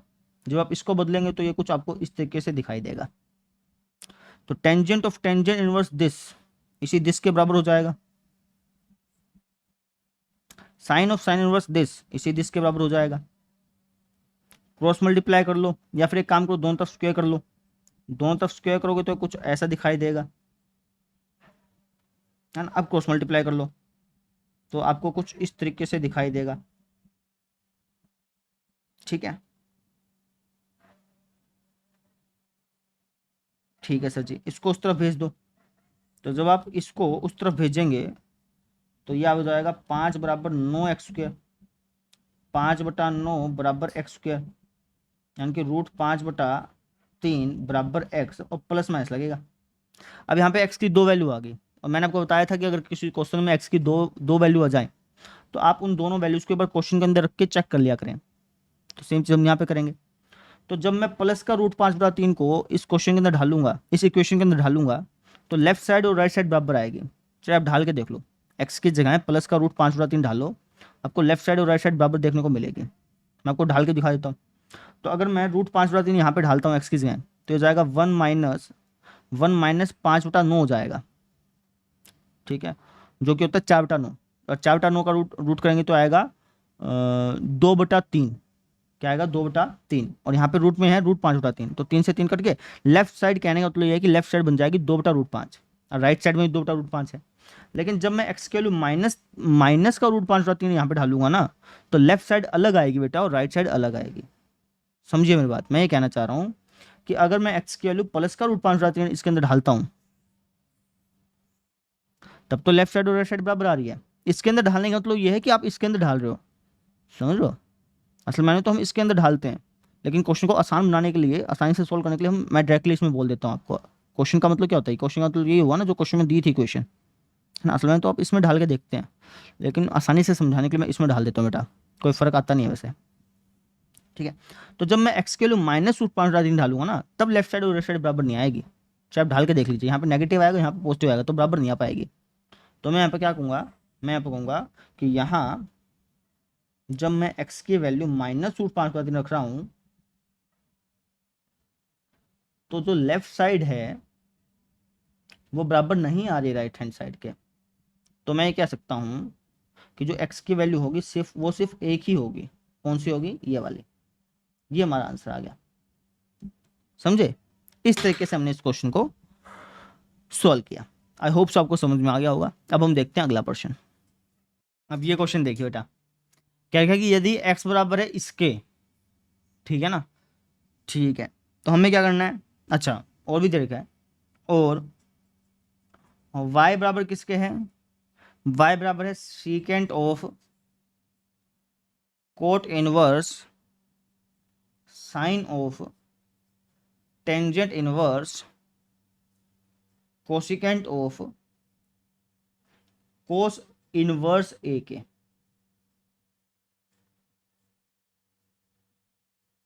ठीक है ना। क्वेश्चन देखने में लेंथ है लेकिन बहुत आसान है। x बराबर है इसके और y बराबर है इसके, ठीक है, जहां पर जो a है ये बिलोंग कर रहा है 0 से 1 के बीच में, ठीक है। तो x और y का संबंध बताएं। संबंध बताएगा मतलब ये है कि सिंपली इसको सॉल्व कर लो, इसको सिंप्लीफाई कर लो, इसके सिंप्लीफाई कर लो, बस ये मतलब, और कुछ नहीं है इसमें, ठीक है। कर देते हैं भैया। तो इसको सिंप्लीफाई करते हैं, कैसे करोगे। तो आप कहेंगे सर आपने कहा था कि बिल्कुल अंदर से स्टार्ट करना है, यहाँ से, ठीक है। तो इसको अपने को सीकेंड बनाना पड़ेगा, साइन इनवर्स को सीकेंड इनवर्स के अंदर कन्वर्ट करना पड़ेगा। कर देते हैं। तो ये हो जाएगा हमारा x बराबर cosecant of tangent inverse cos cot inverse, ठीक है, सीकेंट। ये जो साइन इनवर्स ए है इसको अपन सीकेंट इनवर्स समथिंग के अंदर चेंज करेंगे। तो साइन हमारा होता है लंब बटा कर्ण, यानी कि लंब है ए और कर्ण है हमारा एक, ठीक है, इसको याद रखें, लंब है ए, कर्ण है हमारा एक। और सीकेंट हमारा क्या होता है, सीकेंट होता है जी हमारा कर्ण बटा आधार, है ना। तो कर्ण तो है जी एक, आधार कैसे निकालेंगे, तो इसके स्क्वायर में से इसका स्क्वायर घटा लो और उसका रूट कर लो, यानी कि 1 - a² का रूट। समझ में आ गई? ठीक है भैया, तो ये कुछ आपको ऐसा दिखेगा, ठीक है ना। तो ये हो जाएगा x बराबर cosecant of tangent inverse of cos of cot inverse secant of secant inverse something, इसी समथिंग के बराबर होता है।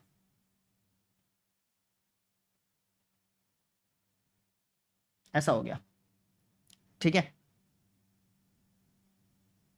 अब देखिए, अब इस कोट इनवर्स को अपन कोस इनवर्स के अंदर चेंज करेंगे क्योंकि बाहर कोस है इसलिए। तो ये जाएगा x बराबर कोसिकेंट, इसको खुद ट्राई करिए बेटा, बहुत ही आसान क्वेश्चन है, कुछ भी नहीं है, सिंप्लीफाई कर लीजिए और कुछ नहीं है, ठीक है। तो ये जाएगा कोस ऑफ कोस इनवर्स, तो कोट हमारा क्या होता है, कोट होता है जी हमारा आधार बटा लंब, तो आधार ये है, लंब ये है ना। और कोस हमारा क्या होता है, कोस होता है जी हमारा आधार बटा कर्ण, तो आधार अगर एक है, कर्ण कैसे निकालेंगे, इन दोनों का स्क्वायर करके ऐड कर दो। तो आप इन दोनों का स्क्वायर करके ऐड करोगे और उसका रूट करोगे, तो ये हो जाएगा हमारे पास √2 - a²। समझे? अब कोस ऑफ कोस इनवर्स समथिंग इसी समथिंग के बराबर होता है, तो ये हो जाएगा x बराबर कोसिकेंट टेंजेंट इनवर्स 1/√2 - a², ठीक है। ठीक है सर। अब तो आप कहेंगे सर अब, हाँ जी, अब टेंजेंट टेंजेंट को हम कोसिकेंट के अंदर चेंज कर देंगे, तो हो जाएगा cosecant of cosecant inverse, tangent होता है हमारा लंब बटा आधार, तो लंब अगर ये है, आधार अगर ये है, और कोसिकेंट हमारे पास क्या होता है, कर्ण बटा लंब, है ना। तो हम कर्ण कैसे निकाल, लंब क्या, पहले तो लंब देख लो, लंब क्या अपना, ये जी लंब, तो लंब तो यहाँ पे लिख दिया, कर्ण निकालना है अपने को, है ना। तो कर्ण क्या हो जाएगा, इसका स्क्वायर जमा इसका स्क्वायर, तो इसके स्क्वायर में जब आप इसका स्क्वायर ऐड करेंगे तो ये हो जाएगा हमारा √3 - a²। तो x की वैल्यू आ गई हमारे पास √3 - a²। ये हमारे पास x की वैल्यू आ गई, थोड़ा सा जूम आउट आपको करके दिखा देता हूँ, समझिए। हमें ये x बराबर ये दिया हुआ था, y बराबर ये दिया हुआ था, तो क्या लिखा था कि x और y का संबंध बताइए, ठीक है ना। x और y में क्या रिलेशन है वो बताना था। रिलेशन बताने का सिंपल इतना मतलब है कि इनकी वैल्यू निकाल दीजिए। तो x की वैल्यू हमने निकाल दी जो कि ये आई। अब इसी तरीके से आप y की वैल्यू निकाल दीजिए, ये है ना, इसको आप सोल्व करिए, खुद ब खुद करिए, मैं नहीं करवाऊंगा, इसको आप सोल्व करिए। और जब आप इसको सोल्व करेंगे ना, y की वैल्यू जो आप निकालेंगे, तो y की वैल्यू भी यही आएगी, आप निकाल के देख लीजिए, यही आपको मिलेगी, ठीक है। तो x और y में क्या, हमसे क्वेश्चन में क्या बोला था कि x और y में संबंध बताइए, संबंध बताइए मतलब कि हम यहाँ पे क्या देख रहे हैं कि यार x भी यही है और y भी यही है, तो आप लिख दो कि भैया x और y दोनों बराबर हैं और दोनों किसके बराबर हैं, इसके बराबर है, ठीक है। ये हो गया आपका संबंध, समझे, ये हमारा आंसर था। समझ में आ गई? y की वैल्यू आप खुद ब खुद निकाल लीजिए बेटा, बिल्कुल सेम टू सेम ऐसा ही है जैसे मैंने x की वैल्यू निकाल लिया। क्लियर हुआ? अब हम देखते हैं अगला उदाहरण। अब ये वाला प्रश्न देखिए बेटा, क्या लिखा है कि यदि साइन इनवर्स x जमा साइन इनवर्स y जमा साइन इनवर्स z बराबर है पाई के, तो सिद्ध करो कि x√1 - x² जमा में y√1 - y² जमा में z√1 - z² बराबर होगा 2xyz के, ठीक है। अब इसको कैसे करेंगे वो देख लीजिए। हमें देखा है साइन इनवर्स x जमा साइन इनवर्स y जमा साइन इनवर्स z बराबर पाई, ये हमें दिया हुआ है, तो इसको लिख लेते हैं। हमें दिया है साइन इनवर्स x जमा में साइन इनवर्स y जमा में साइन इनवर्स z बराबर पाई के, ठीक है। ठीक है सर, एक काम करो, इसको मान लो a, क्या मान लो a, इसको मान लो b और इसको मान लो आप c। ठीक है। तो अगर आप इसको ए मान लोगे, इसको बी मान लोगे, इसको सी मान लोगे, तो ये कुछ आपको इस तरीके से दिखाई देगा, ए जमा बी जमा सी बराबर पाई के, ऐसा दिखाई देगा। अब क्लास 11th में आपने एक आइडेंटिटी पढ़ी थी, और हो सकता है कि मैंने आपको यूट्यूब पे ना बताई हो, है ना, अभी मैं बता देता हूँ। एक आइडेंटिटी हमने पढ़ी थी क्लास 11th में। वो आइडेंटिटी क्या थी? वो आइडेंटिटी ये थी कि अगर ए जमा बी जमा सी बराबर है पाई के, अगर ए जमा बी जमा सी बराबर है पाई के, तो साइन ऑफ 2a जमा में साइन ऑफ 2b जमा में साइन ऑफ 2c बराबर होता है 4 साइन ए साइन बी साइन सी के। ये एक आइडेंटिटी होती है बेटा। हो सकता है क्लास 11th में आपने ना पढ़ी हो, है ना, क्योंकि ये क्वेश्चन, ये जो आइडेंटिटी थी, ये मैंने जेई वाले कोर्स में तो करवाई थी, है ना। हो सकता है कि मैंने यूट्यूब पे ना बताई हो, इसलिए अभी आप इसको याद रखिएगा कि अगर कभी भी ए जमा बी जमा सी बराबर है पाई के, तो हम ये कह सकते हैं कि भैया साइन 2a जमा साइन 2b जमा साइन 2c बराबर होगा 4 साइन ए साइन बी साइन सी के। ठीक है, ये फॉर्मूला है। ये फॉर्मूला कब आएगा? ये फॉर्मूला तब भी आएगा जब ए जमा बी जमा सी बराबर होता है पाई के, तभी ये फॉर्मूला अप्लाई होता है। ठीक है, तो हमने ये फॉर्मूला लगा दिया। अब साइन 2a को लिख सकता हूं 2 साइन ए कोस ए। सेम चीज इसके साथ करूंगा, इसको लिख सकते हैं 2 sine B cos B. Same चीज हम इसके साथ करेंगे, इसको लिख सकते हैं 2 साइन सी कोस सी बराबर है 4 साइन ए साइन बी साइन सी। ठीक है, अब यहां पे जो कोस लिखा रहा है ना, इनको भी मैं साइन के अंदर कन्वर्ट कर लूंगा। क्यों? क्योंकि मैंने साइन इनवर्स एक्स को ए माना है, साइन इनवर्स वाई को बी माना है, साइन इनवर्स जेड को सी माना है। तो इससे क्या होगा कि वो है ना ए बी सी के अंदर कन्वर्ट हो जाएंगे। मैं आपको बताता हूँ, करके दिखाता हूँ, ऐसे समझ नहीं आएगा। हम बेसिकली करेंगे क्या है, ये जो कोस लिखे हुए हैं यहाँ पे, इनको हम साइन के अंदर कन्वर्ट कर लेंगे। तो ये जो यहाँ पे लिखा हुआ है, ये कुछ ऐसा दिखाई देगा, 2 साइन ए कोस ए को मिल सकता हूं under root 1 minus sine square ए।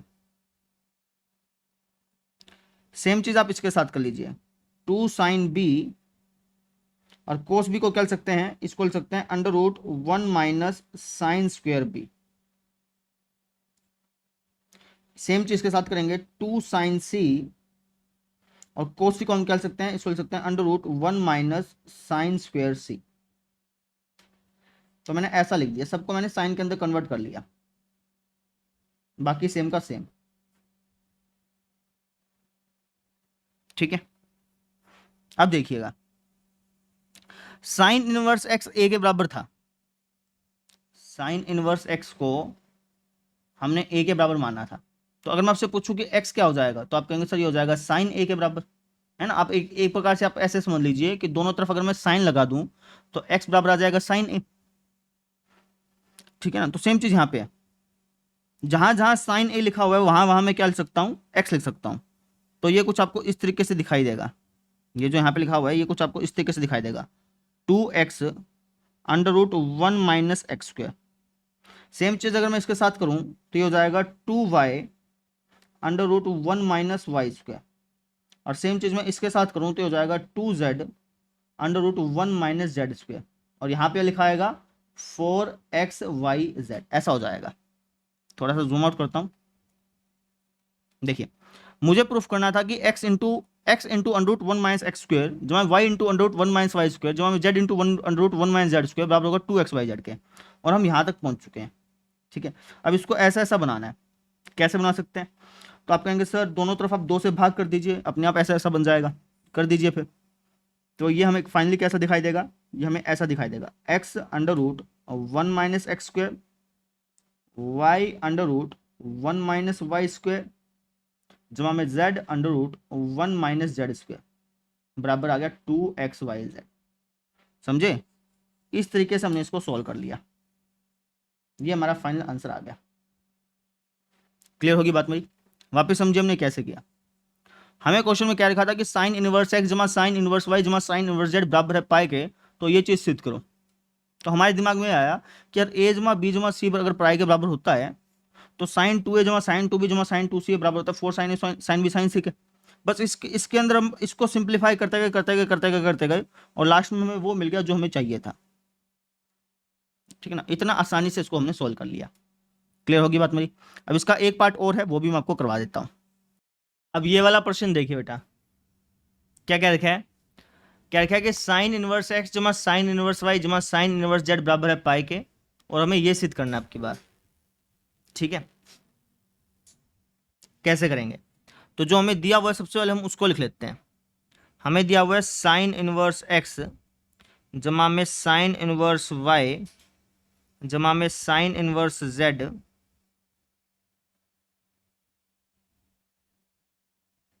बराबर पाएंगे।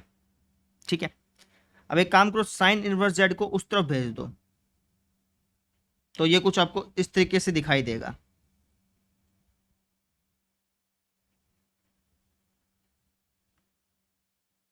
ठीक है, अब सर जी, अब इसका फॉर्मूला लगाओ बेटा, साइन इनवर्स एक्स जमा साइन इनवर्स वाई का।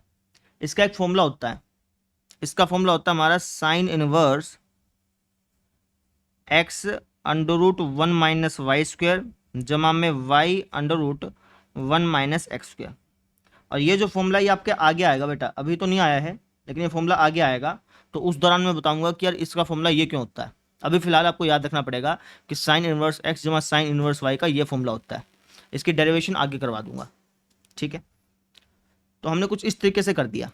अब साइन इनवर्स यहाँ पे है, उस तरफ जाएगा तो साइन ही बन जाएगा, है ना, इनवर्स हट जाएगा उस तरफ जाएगा तो साइन बन जाएगा, सिंपल।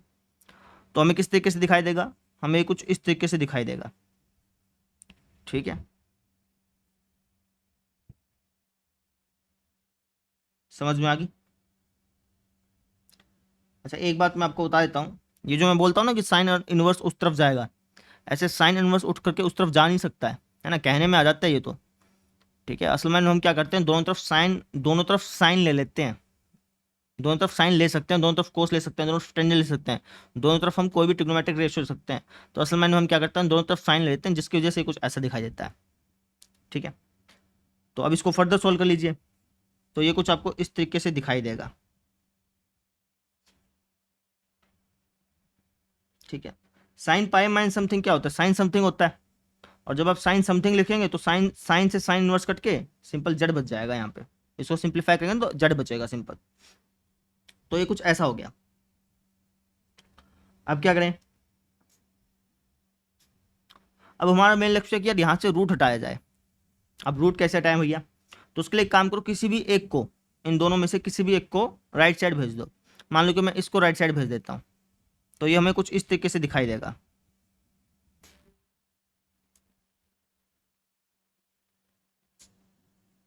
इस तरीके से हमें दिखाई देगा।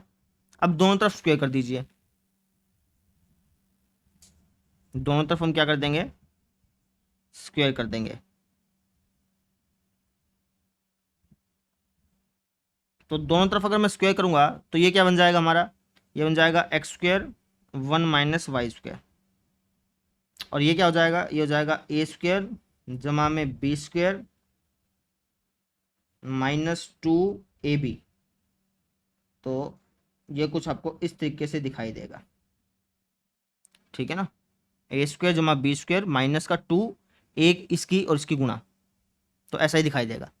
ठीक है, सिंप्लीफाई कर लीजिए, तो ये हो जाएगा हमारा x² माइनस का x² y² बराबर z² जमा में y² माइनस का x² y² माइनस का 2zy अंडर रूट 1 - x²। ठीक है, अब -x² y² से -x² y² कैंसिल आउट हो गया। ठीक है, तो हमारे पास कुछ इस तरीके से बचा हुआ आ गया। तो एक काम करते हैं, ये z² y² दोनों को इस तरफ ले आता हूँ। ठीक है, यहाँ पे मैं साइड में लिख रहा हूँ बेटा, थोड़ा जगह कम पड़ेगा, लेकिन चलो कोई बात नहीं।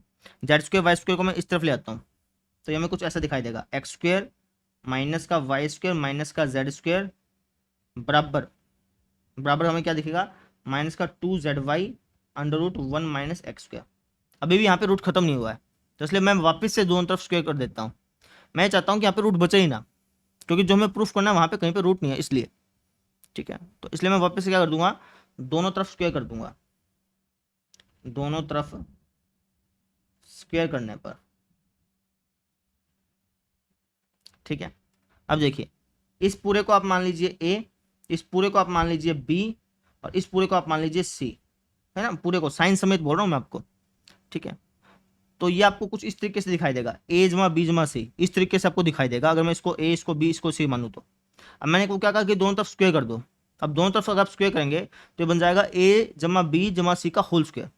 यहाँ पर लेफ्ट साइड में ये कुछ आपको इस तरीके से दिखाई देगा, ए जमा बी जमा सी का होल स्क्वायर, जब मैं दोनों तरफ स्क्वायर करूंगा तब, ठीक है ना, दोनों तरफ स्क्वायर करने पर कुछ आपको इस तरीके से दिखाई देगा। अब इसका फॉर्मूला होता है बेटा, ए जमा बी जमा सी का होल स्क्वायर का फॉर्मूला होता है, क्या फॉर्मूला होता है इसका? फॉर्मूला होता है ए स्क्वायर जमा बी स्क्वायर जमा सी स्क्वायर जमा में 2ab जमा में 2bc जमा में 2ca, ठीक है, साइन समेत ये फॉर्मूला होता है, ठीक है ना। तो इस फॉर्मूले को हम यहाँ पे अप्लाई कर देंगे, समझे? मैंने क्या किया, दोनों तरफ स्क्वायर कर दिया, दोनों तरफ स्क्वायर करने की वजह से ये जो लेफ्ट साइड में लिखा हुआ है ये ए जमा बी जमा सी का होल स्क्वायर इस तरीके से बन जाएगा। तो उसका जब मैं फॉर्मूला खोलूंगा तो लेफ्ट साइड कैसे बन जाएगी, ये बन जाएगी ए का स्क्वायर जमा में बी का स्क्वायर जमा में सी का स्क्वायर जमा में 2ab, ठीक है, ए है हमारा एक्स स्क्वायर और बी है हमारा माइनस वाई स्क्वायर जमा में 2bc जमा में 2ca, ठीक है। ये तो लेफ्ट साइड हमारी बन गई। और राइट साइड हमारी क्या है, क्योंकि इसका भी अपने स्क्वायर किया है तो इसका अगर हम स्क्वायर करेंगे तो ये कैसे बन जाएगा, ये बन जाएगा माइनस का 2zy 1 माइनस एक्स स्क्वायर, ठीक है। अब इसको खोल लीजिए, आप सिंप्लीफाई करके खोल लीजिए इसको आप, है ना। तो मैं काम करता हूँ, मैं नीचे लिखता हूँ यार, इसको बिना नीचे लिखे समझ नहीं आएगा, खिचड़ी से बन जाएगी, इसलिए जो मैंने यहाँ पे लिखा है ना उसको मैं नीचे लिख देता हूँ। तो हमारी लेफ्ट साइड कैसी बन गई हमारी, यहाँ पे लिख रहा हूँ बेटा नीचे, ठीक है ना। तो हमारी लेफ्ट साइड बन जाएगी एक्स की पावर 4 जमा में वाई की पावर 4 जमा में जेड की पावर 4, ठीक है। अब मैं इसकी गुणा करूँगा तो क्या आ जाएगा, minus 2x square Y square plus का 2y square Z square minus का 2x स्क्वायर जेड स्क्वायर बराबर माइनस का, इसकी मल्टीप्लाई कर दीजिए 2zy प्लस का 2x स्क्वायर zy, कुछ ऐसा हो गया। समझिएगा मेरी बात को ध्यान से, क्वेश्चन लेंथी नहीं है, स्टेप समझिए। सबसे पहले हमने क्या किया, एक जने को वहां पे भेज दिया, ठीक है। तो हम यहाँ तक पहुंच गए भैया, फॉर्मूला लगा कर हम यहाँ तक पहुंच गए। अब हमारा मेरे लक्ष्य किया रूट को हटाना है कैसे ना कैसे करके, तो मैंने दोनों तरफ स्क्वायर किया, सोल्व किया, यहाँ तक पहुंच गया। अभी भी रूट नहीं हटा था तो वापस से दोनों तरफ स्क्वायर किया, स्क्वायर किया तो हम यहाँ तक पहुंच गए, ठीक है। अब देखो रूट हट चुका है, अब इसकी काटा पिटाई करनी है, छाटा छिड़ाई करनी है और आपका आंसर आ जाएगा, ठीक है। कर देते हैं। तो देखो कुछ कट रहा हो तो काटो इसको, और नहीं कट रहा हो तो देखते हैं, इसकी बात करते हैं, कुछ ना कुछ कट रहा है क्या, तो आप कहेंगे सर कुछ कटता हुआ दिखाई तो नहीं दे रहा सर जी, है ना। तो आप देखो आपको प्रूफ क्या करना है, आप कहेंगे सर एक्स की पावर 4 जमा वाई की पावर 4 जमा जेड की पावर 4 जमा में 4x square Y square Z square, ये हमें प्रूफ करना है लेफ्ट साइड में 4x square Y square Z square, ठीक है। ठीक है भाई, अब ये लाएं कैसे यार, लाएं कैसे भैया, लाएं कैसे? अच्छा यहाँ पे मैंने मिस्टेक कर दी बेटा, यहाँ पे तो मैंने स्क्वायर कर दिया तो ये कुछ ऐसा बन गया। जब मैं यहाँ पे स्क्वायर करूंगा तो इसका अलग से स्क्वायर होगा, इसका अलग से स्क्वायर होगा। जब मैं इसका स्क्वायर करूंगा तो ये बन जाएगा 4z स्क्वायर वाई स्क्वायर, यहाँ पे क्या बन जाएगा 4z स्क्वायर वाई स्क्वायर, ठीक है ना। तो लेफ्ट साइड तो मैंने ठीक कर दी थी, राइट साइड में हमारे पास क्या बन जाएगा 4z square Y square minus 4z square Y square x square आ गया भाई, यही हमें चाहिए था ना। देखो 4x square Y square Z square चाहिए था, वो यहाँ पे आ चुका है, उसको हम यहाँ पे पकड़ के ले आते हैं। तो हमारा कुछ इस तरीके से बन जाएगा एक्स की पावर 4 जमा में वाई की पावर 4 जमा में जेड की पावर 4, और क्या चाहिए, और कुछ नहीं चाहिए सर, इसको यहाँ पे ले आओ जमा में 4x square Y square Z square. अब बाकी को वहाँ पे पटक दो उठा के, तो जब मैं बाकियों को वहाँ पे पटकूंगा तो ये हमें कुछ इस तरीके से दिखाई देंगे, 2 कॉमन लेता हूँ x square Y square Z square और जेड स्क्वायर एक्स स्क्वायर, ठीक है ना। जब मैं इनको वहां पे भेजूंगा ना तो ये हमें कुछ इस तरीके से दिखाई देंगे, ये तो वहां पे जाके प्लस का, ये भी वहां पे जाके प्लस का, ये वहां पे जाके माइनस का होगा, तो 4 में से 2 गया तो 2 ही बचेगा ना। तो बेसिकली ऐसा बन जाएगा, और यही हमें प्रूफ करना था। हो गया, वापस से एक बार रिकैप कर देता हूँ, समझिए मेरी बात को। मैंने क्या किया, जो मुझे दिया था मैंने वो लिखा सबसे पहले, एक को उस तरफ भेजा, साइन इनवर्स एक्स जमा साइन इनवर्स वाई का फॉर्मूला लगाया, सोल्व करता गया यहाँ तक पहुंच गया। अब मुझे यहाँ पे रूट खटक रहे थे, मुझे रूट नहीं चाहिए थे, तो दोनों तरफ स्क्वायर किया तो मैं यहाँ तक पहुँच गया भाई, यहाँ तक पहुँच गया। अभी भी रूट नहीं हटा था, तो वापस से मैंने स्क्वायर किया, 2 बार स्क्वायर करना पड़ा क्योंकि 2 रूट थे ना इसलिए, तो वापस से स्क्वायर किया मैंने, वापस से स्क्वायर किया तो यहाँ तक पहुँच गया। अब बस मैंने इसको सिंप्लीफाई कर लिया, सिंप्लीफाई करके जो मुझे चाहिए था वो मुझे मिल गया भैया, ये हमारा आंसर आ गया। तो इस तरीके से हमने इस क्वेश्चन को सॉल्व करना था। आई होप सो समझ में आ गया होगा। नहीं समझ में आया तो इसको जब वापस से देखो, है ना, फिर खुद ट्राई करो, खुद से करने की कोशिश करो, पैटर्न आपको समझ में आना चाहिए कैसे किया। क्लियर? अच्छा, एक तरीका आपको मैं बताता हूँ कि जब भी है ना आपको किसी इक्वेशन में एक तरफ 2 रूट के निशान दिखाई दें, जैसे यहाँ पे देखिए, यहाँ तक अपन पहुँच गए थे, यहाँ पे हमें क्या दिख रहा था, एक तरफ 2 रूट के निशान दिख रहे थे, है ना, तो हम क्या करते हैं, एक रूट के निशान को दूसरी तरफ भेज देते हैं। तो यही सेम चीज़ मैंने की थी, और उसके बाद फिर अपन स्क्वायर लेने की कोशिश करते हैं, उससे आंसर आपका बिल्कुल ठीक आता है। कई बच्चे क्या करते हैं, वो यहाँ पर ही यहाँ पर ही दोनों तरफ स्क्वायर करने की कोशिश करते हैं, यहाँ पे भी दोनों तरफ स्क्वायर कर सकते हो, निकाल सकते हो, लेकिन वो है ना थोड़ा सा खिचड़ी टाइप बन जाता है और आंसर निकालने में दिक्कत देता है। तो सबसे आसान तरीका क्या है कि अगर इक्वेशन में एक तरफ आपको 2 रूट के निशान दिखाई दें तो एक रूट को वहाँ पे भेज दिया करो, दूसरी तरफ भेज दिया करो, फिर दोनों तरफ स्क्वायर किया करो, जैसे कि मैंने यहाँ पे किया। समझ में आया? तो ये चीज़ थी। अब हम देखते हैं अगला प्रश्न। अब ये वाला प्रश्न देखो बच्चे,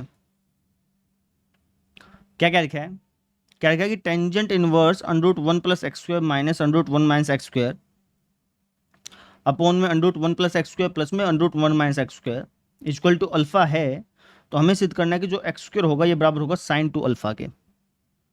ठीक है, अब इस क्वेश्चन को सोल्व करने के बहुत सारे तरीके हैं, बहुत सारे मेथड हैं। एक मेथड तो ये हो सकता है कि भाई आप लेफ्ट हैंड साइड ले लें और लेफ्ट हैंड साइड में आप x² की वैल्यू को sin 2 अल्फा रख लें, है ना, हमें ये प्रूफ करना है कि x² sin 2 अल्फा है, तो आप लेफ्ट हैंड साइड ले लें और वहाँ पे x² बराबर sin 2 अल्फा रख के उसको सोल्व करने लग जाएं। जब आप सोल्व करेंगे तो वो राइट साइड के बराबर आ जाएगा, फिर आप कह दीजिएगा कि देखिए यार x² जो है वो sin 2 अल्फा के बराबर है ना। एक तो ये तरीका है, एक दूसरा तरीका भी है, और मैं आपको दूसरे तरीके से कराऊंगा। पहला तरीका तो बहुत आसान है जो कि मैंने आपको बता दिया, अभी मैं आपको दूसरे तरीके से इस क्वेश्चन को सोल्व कराऊंगा। दूसरे तरीके में आप एक नई चीज़ सीखेंगे जिसका नाम है कंपाउंडो एंड डिविडेंडो रूल। क्या नाम है? Componendo and dividendo rule, CND rule बोलते हैं इसको। ठीक है, इस चीज़ के बारे में आप सीखेंगे दूसरे तरीके से। ठीक है, मैं आपको करके दिखाता हूँ, वैसे तो समझ नहीं आएगा, करके दिखाता हूँ फिर समझ में आएगा। तो जैसे अपने को ये दिया हुआ है और हमें ये प्रूफ करना है ना कि x के बराबर है sin 2 अल्फा के, तो हम कैसे करेंगे, जो हमें दिया उसको लिख लेंगे। तो हमें दिया है tangent inverse √1 + x² minus √1 - x² upon में 1 + x² प्लस में 1 - x² बराबर अल्फा, ये हमें दिया हुआ है। ठीक है,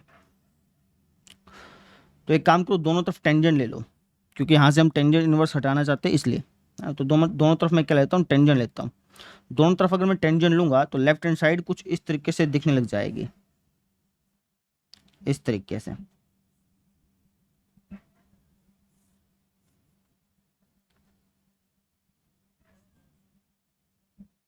ठीक है, और राइट हैंड साइड कुछ ऐसी हो जाएगी।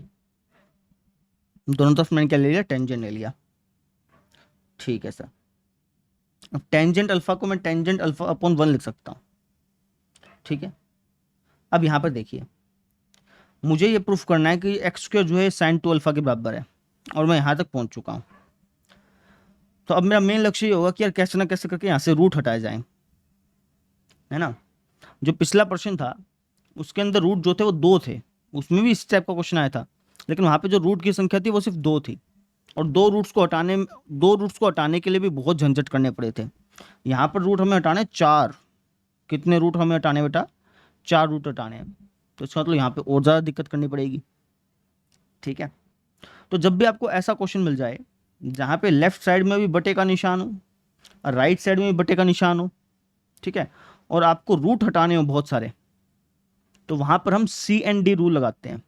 कौन सा रूल लगाते हैं? CND रूल, है ना। AND, ये एंड का सिंबल होता है ना, तो ये वो वाला है। तो हम क्या करेंगे, CND रूल लगाने पर, CND रूल मतलब, CND रूल को इंग्लिश में बोलते हैं, कंप्लीट फुल नेम है इसका कंपाउंडो एंड डिविडेंडो रूल लगाएंगे अपन। इसमें क्या करते हैं सर जी, इसमें जो आपका ऊपर लिखा होता है ना, जैसे ये चीज़ अपने ऊपर लिखी है ना, तो हम क्या करते हैं, ये जो ऊपर चीज़ लिखी है इसको ऊपर लिख देते हैं, जो ऊपर लिखा है उसको ऊपर लिख दो, और उसी को ही नीचे लिख दो।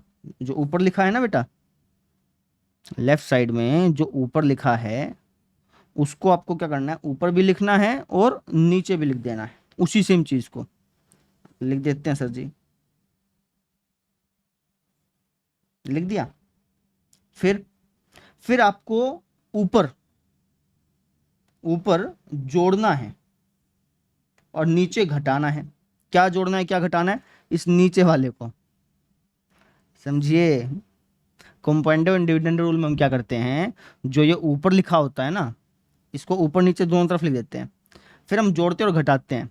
क्या जोड़ते घटाते हैं, इस नीचे वाले को, ठीक है ना। नीचे क्या लिखना, नीचे क्या लिखा अपना, नीचे लिखा सर 1+x² प्लस में 1 - x²। एक बार तो इसको जोड़ दिया और एक बार इसी को घटा दिया, 1+x² प्लस में 1 - x²। समझिएगा, वापस समझाता हूँ मैं तुमको।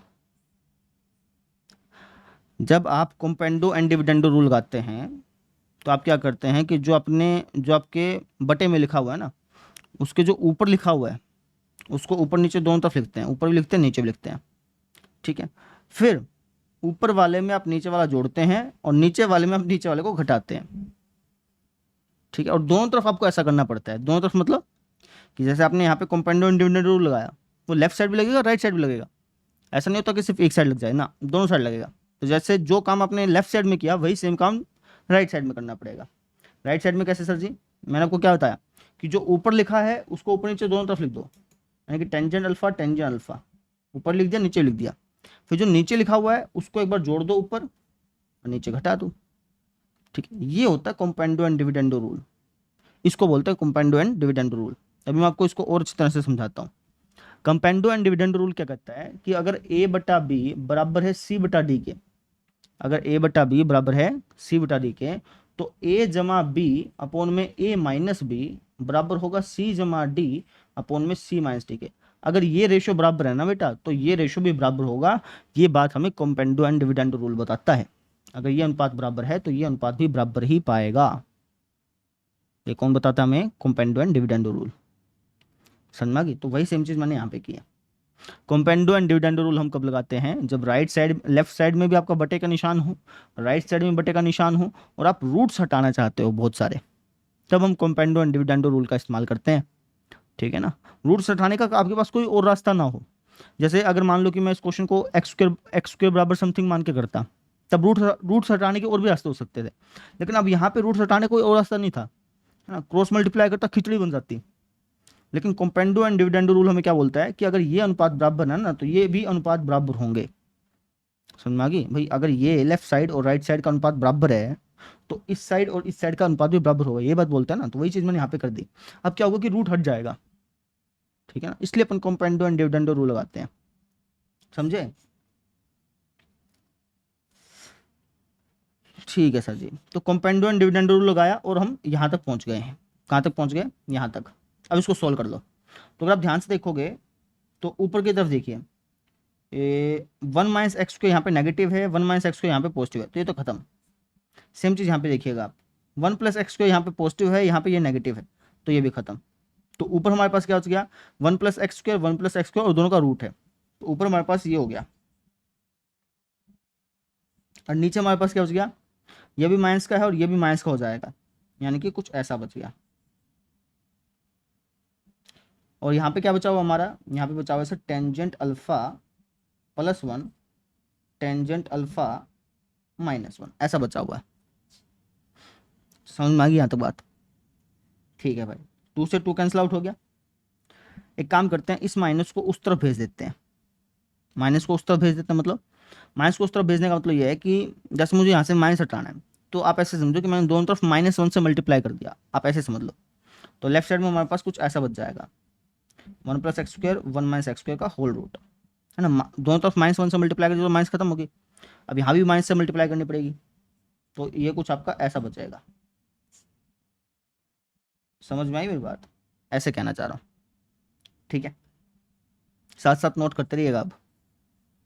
अब देखिएगा, तो ये हमारा हो गया 1 + x² अपॉन में 1 - x² बराबर, ऊपर वाले में से मैं माइनस कॉमन ले लेता हूँ और नीचे वाले में से मैं माइनस निकाल लेता हूँ।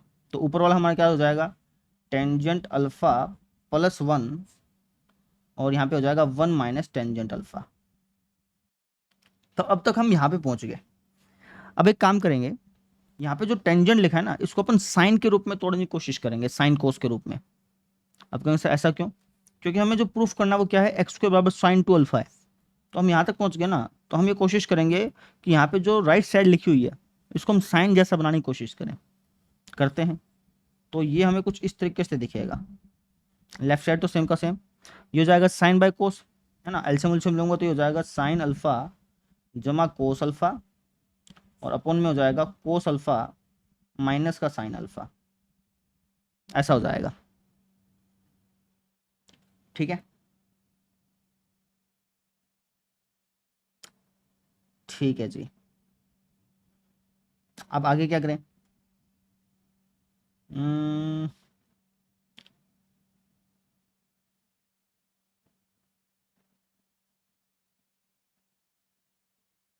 और क्या कर सकते हैं अपन, इसको दोनों तरफ स्क्वायर करने की कोशिश करें, देखते हैं कि क्या बनता है। तो ये कुछ इस तरीके से दिखेगा। तो अगर मैं इसका स्क्वायर करूंगा तो हो जाएगा sin² alpha plus cos² alpha यानी कि 1 प्लस में 2 sin alpha cos alpha. Same चीज यहाँ पे होगी, sin² alpha plus cos² alpha 1 minus का 2 sin अल्फा कोस अल्फा। हो गया, आ गया भैया। कैसे? ये हो जाएगा 1 + x² 1 - x² बराबर 1 + sin2 अल्फा 1 - sin2 अल्फा। अब यहाँ पे कंपेयर कर लो, समझ में आई कैसे किया? हम यहाँ पे कर लेंगे दोनों तरफ तुलना करने पर, दोनों तरफ की तुलना करने पर अगर मैं दोनों तरफ की तुलना करूंगा तो 1 + x² 1 + x², x² का यहाँ पे किरदार कौन निभा रहा है, sin2 अल्फा तो निभा रहा है। तो दोनों तरफ की तुलना करने पर हमें क्या मिलेगा कि x² जो है बराबर sin2 अल्फा के। तो इस तरीके से हमने प्रूफ किया। इस क्वेश्चन को प्रूफ करने के और भी बहुत सारे मेथड थे, इससे भी आसान बहुत मेथड थे इस क्वेश्चन को प्रूफ करने के, लेकिन ये मेथड मैंने इसलिए कराया क्योंकि यहाँ पे आप एक नई चीज सीखते हैं जिसका नाम है कंपेंडो एंड डिविडेंडो रूल। आप ये सीखते हैं कि कंपेंडो एंड डिविडेंडो रूल कब लगाया जाता है, किन कंडीशंस में लगाने में फायदा रहता है, ठीक है ना। तो इसलिए मैंने इस क्वेश्चन को कंपेंडो एंड डिविडेंडो रूल्स कराया और एक नया पर्सपेक्टिव आपको मिल गया इस क्वेश्चन को करने का। आसान तरीका तो था ही, आसान तरीका ये था कि लेफ्ट साइड ले लो, x² को sin2 अल्फा मान लो, सोल्व कर लो और सोल्व करने पे आपको अल्फा के बराबर मिलेगा, वहाँ से कह देना कि भैया x² जो है वो sin2 अल्फा के बराबर है। ये आसान तरीका था, ठीक है, और ये आपका सिखाने वाला तरीका था। समझ में आई? वापस से बताता हूँ मैंने कैसे किया। जो मुझे दिया था वो मैंने लिखा, दोनों तरफ टेंजेंट लगाया। तो मैंने यहाँ पे देखा कि यार दोनों तरफ बटे का निशान है और यहाँ से मैं रूट हटाना चाहता हूँ, रूट बहुत दिक्कत दे रहे हैं, 4 रूट हैं यार यहाँ पे। तो मैंने सोचा यार CND रूल, सर ने कहा था कि जहाँ पे ज़्यादा रूट दिख जाए दोनों तरफ बटे का निशान हो तो CND रूल लगाने की कोशिश कर लिया करो। तो मैंने CND रूल लगाने की देखा भाई बनता है नहीं बनती बात, CND रूल लगाया तो कुछ ऐसा बन गया, है ना। सोल्व करता गया, हाथ पर मारता गया, कहीं ना कहीं साइन कोस में मैंने इसलिए तोड़ दिया क्योंकि मुझे साइन में ही प्रूफ करना था चीज़ को, ठीक है। तो फिर मैं करता गया फाइनली हमारा आ गया आंसर। तो इस तरीके से हमने इसको सॉल्व किया। आई होप सो आपको क्लियर हो गया होगा और सीखने को भी मिली होगी चीज़, ठीक है। अब हम देखते हैं अगला प्रश्न। ये वाला उदाहरण देखो बेटा, क्या क्या लिखा है, क्या लिखा है कि सिद्ध करो कि टेंजेंट π/4 जमा में 1/2 कोस इनवर्स a/b जमा में tangent π/4 minus 1/2 cos inverse a/b ये बराबर होगा 2b/a के, ठीक है। वीडियो पॉज करो, थोड़ा दिमाग लगाओ कि यार कैसे सोल्व कर सकते हैं, उसके बाद फिर आप मेरा मेथड देखना कि मैं कैसे सोल्व करता हूँ, ठीक है। दिमाग लगाओ कि कैसे करें, और अलग अलग तरीके हैं, एक तरीका नहीं, बहुत तरीके हैं, हजारों। एक तरीका मैं आपको बताता हूँ। एक तरीका हो सकता है कि टेंजेंट a+b का यहाँ पे फॉर्मूला खोल लो, है ना, फिर कोशिश करो उसको तोड़ने की और फिर तब तक तोड़ते रहो जब तक ये ऐसा ऐसा ना बन जाए। यहाँ पे टेंजेंट a+b का फॉर्मूला खोलो, यहाँ पे टेंजेंट a-b का फॉर्मूला खोलो और सोल्व करते जाओ, आंसर निकलेगा, पक्की बात निकलेगा, 100% निकलेगा। एक ये मेथड हो गया। दूसरा मेथड भी हो सकता है। दूसरा मेथड क्या होगा सर जी? तो पहले जो मेथड बताया उसको तुम पहले वीडियो पॉज करके खुद ट्राई करो, उसके बाद फिर दूसरा मेथड सुनना, ठीक है। तो मैं मान के चला हूँ कि तुमने ट्राई कर लिया होगा। अब मैं आपको दूसरा मेथड भी बता देता हूँ। दूसरा मेथड ये हो सकता है कि अगर हम ध्यान से यहाँ पे नोटिस करें लेफ्ट हैंड साइड की तरफ, तो हमें एक चीज़ कॉमन नजर आएगी, कोस inverse a by B, cos inverse a by B. ठीक है ना। आप कहेंगे सर 1/2 भी कॉमन नजर आ रहा है, वैसे तो 1/2 भी ले सकते हैं, ले सकते हो, कोई दिक्कत नहीं है, लेकिन मैं सिर्फ इसको देख रहा हूँ। ठीक है, तो मैं क्या देख रहा हूँ, कोस इनवर्स ए बाय बी यहाँ पे भी है, कोस इनवर्स ए बाय बी यहाँ पे भी है। तो अगर मैं इसको कुछ मान लूँ, लेट्स से मैं इसको थीटा मान लूँ, मैं कह दूँ माना cos inverse a by b let's say theta, तो लेफ्ट हैंड साइड मुझे कैसी दिखाई देगी? आप कहेंगे सर लेफ्ट हैंड साइड आपको कुछ ऐसी दिखाई देगी, टेंजेंट π/4 जमा में θ/2, टेंजेंट π/4 माइनस का θ/2, कुछ इस तरीके से मुझे दिखाई देगी। अब इसको सोल्व करना आसान है, यहाँ पे भी अपन वही खोलेंगे, tangent a + b tangent a - b, वही वाली चीज़ें खोलेंगे जो मैं आपको यहाँ पे बताया था, वही चीज़ हम यहाँ पे खोलेंगे, लेकिन यहाँ पे अब सोल्व करना आसान हो जाएगा थोड़ा सा। ठीक है, अच्छा जी। तो यहाँ पर भी आप दो तरीके से काम कर सकते हो, या तो आप tangent a plus tangent b, इसको पूरे को a मान लो, इसको पूरे को b मान लो, तो tangent a plus tangent b, इसका फॉर्मूला लगा लो, या फिर इसका अलग से खोलो, इसका अलग से खोलो, उनको जोड़ दो, आपकी मर्जी है। मैं काम करता हूँ, इसका अलग से खोलता हूँ, इसका अलग से खोलता हूँ, फिर जोड़ देता हूँ, क्योंकि ये फॉर्मूला मेरे को याद है ना। तो इसको खोल लेते हैं। तो टेंजेंट a + b का फॉर्मूला क्या होता है? ये होता है sir ji tangent a plus tangent b 1 minus tangent a tangent b। Same चीज़ मैं इसके साथ कर लेता हूँ, तो ये भी ऐसे हो जाएगा, tangent a minus tangent b 1 plus tangent a tangent b। तो जब मैंने इसको ओपन किया तो कुछ ऐसा दिख रहा है, जो इसको ओपन किया तो कुछ ऐसा दिख रहा है।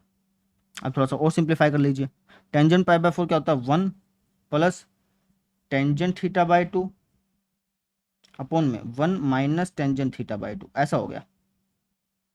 सेम चीज़ आप इसके साथ कर लीजिए, 1 माइनस टेंजेंट θ/2 1 प्लस टेंजेंट θ/2।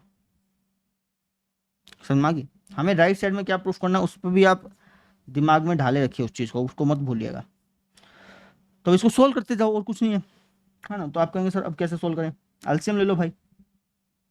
तो एलसीएम लेंगे तो ये कुछ ऐसा हो जाएगा, 1 माइनस टेंजेंट θ/2 1 प्लस टेंजेंट θ/2। ठीक है, इसकी इससे गुणा कर ली, फिर आर पार गुणा कर देते हैं। अगर हमें एलसीएम लेने में दिक्कत होती है तो हम क्या करते हैं, इसकी इससे गुणा कर देते हैं, आर पार गुणा कर देते हैं। तो इसकी इससे गुणा की तो कुछ ऐसा आ गया, इसकी अगर मैं इसके साथ गुणा करूंगा तो हो जाएगा 1 प्लस टेंजेंट θ/2 का होल स्क्वायर। ठीक है, फिर आप इसकी इससे गुणा कर दीजिए तो हो जाएगा 1 माइनस टेंजेंट θ/2 का होल स्क्वायर। समझ में आई यहाँ तक? अच्छा जी, जब मैं इसको खोलूंगा और इसको खोलूंगा तो कुछ चीज़ें कटेंगी, कुछ चीज़ें जुड़ेंगी भी। जैसे अगर मैं इसको खोलता हूँ तो यहाँ पे क्या आएगा, यहाँ पे आएगा 1 स्क्वायर का, नहीं 1 प्लस में टेंजेंट स्क्वायर θ/2 प्लस में 2 टेंजेंट θ/2। जब मैं इसको खोलूंगा तो यहाँ पे क्या बनेगा, 1 प्लस में टेंजेंट स्क्वायर θ/2 माइनस 2 टेंजेंट θ/2, और अपॉन में क्या रहेगा, 1 माइनस बी ए माइनस बी, ए प्लस बी क्या होता है, ए स्क्वायर माइनस बी स्क्वायर, यानी कि 1 माइनस टेंजेंट स्क्वायर θ/2, ऐसा रहेगा। ऊपर देखते हैं कि ऊपर क्या कट रहा है, तो 2 टेंजेंट θ/2 2 टेंजेंट θ/2 ये कट गया, है ना। ऊपर हमारे पास क्या हो गया, 1 + 1 2 plus tangent square θ/2 tangent square θ/2 2 tangent square θ/2, और नीचे क्या बच गया, 1 माइनस टेंजेंट स्क्वायर θ/2, कुछ ऐसा हमारा बच रहा है। तो ऊपर वाले में से काम करते हैं 2 बाहर निकाल लेते हैं, तो यहाँ पे बच जाएगा 1 प्लस टेंजेंट स्क्वायर θ/2 और 1 माइनस टेंजेंट स्क्वायर θ/2। ठीक है, थोड़ा जूम आउट करूँ क्या, तो ऊपर वाला बन जाएगा 2 इंटू, अगर मैं इसको sine square θ/2 by cos square θ/2 लिखूंगा तो एलसीएम लेने पे ये बन जाएगा 1, ऊपर वाला 1 अपॉन समथिंग बनेगा, लेकिन वो कट जाएगा ना इसलिए, और नीचे वाला हमारा बन जाएगा cos square θ/2 minus sine square θ/2। अब cos square θ/2 minus sine square θ/2 किसका फॉर्मूला होता है, कोस 2 थीटा का फॉर्मूला होता है। अब यहाँ पे थीटा असल मायने में क्या है, θ/2 है, यानी कि ये किसका फॉर्मूला है, कोस थीटा का फॉर्मूला है। कोस थीटा का ये भी फॉर्मूला होता है, मैंने आपको पहले लिखवाए थे, कोस थीटा के 3 फॉर्मूले लिखवाए थे, तो उसमें से ये फॉर्मूला था बेटा। तो जो नीचे वाला है ये बन जाएगा हमारा असल में कोस थीटा।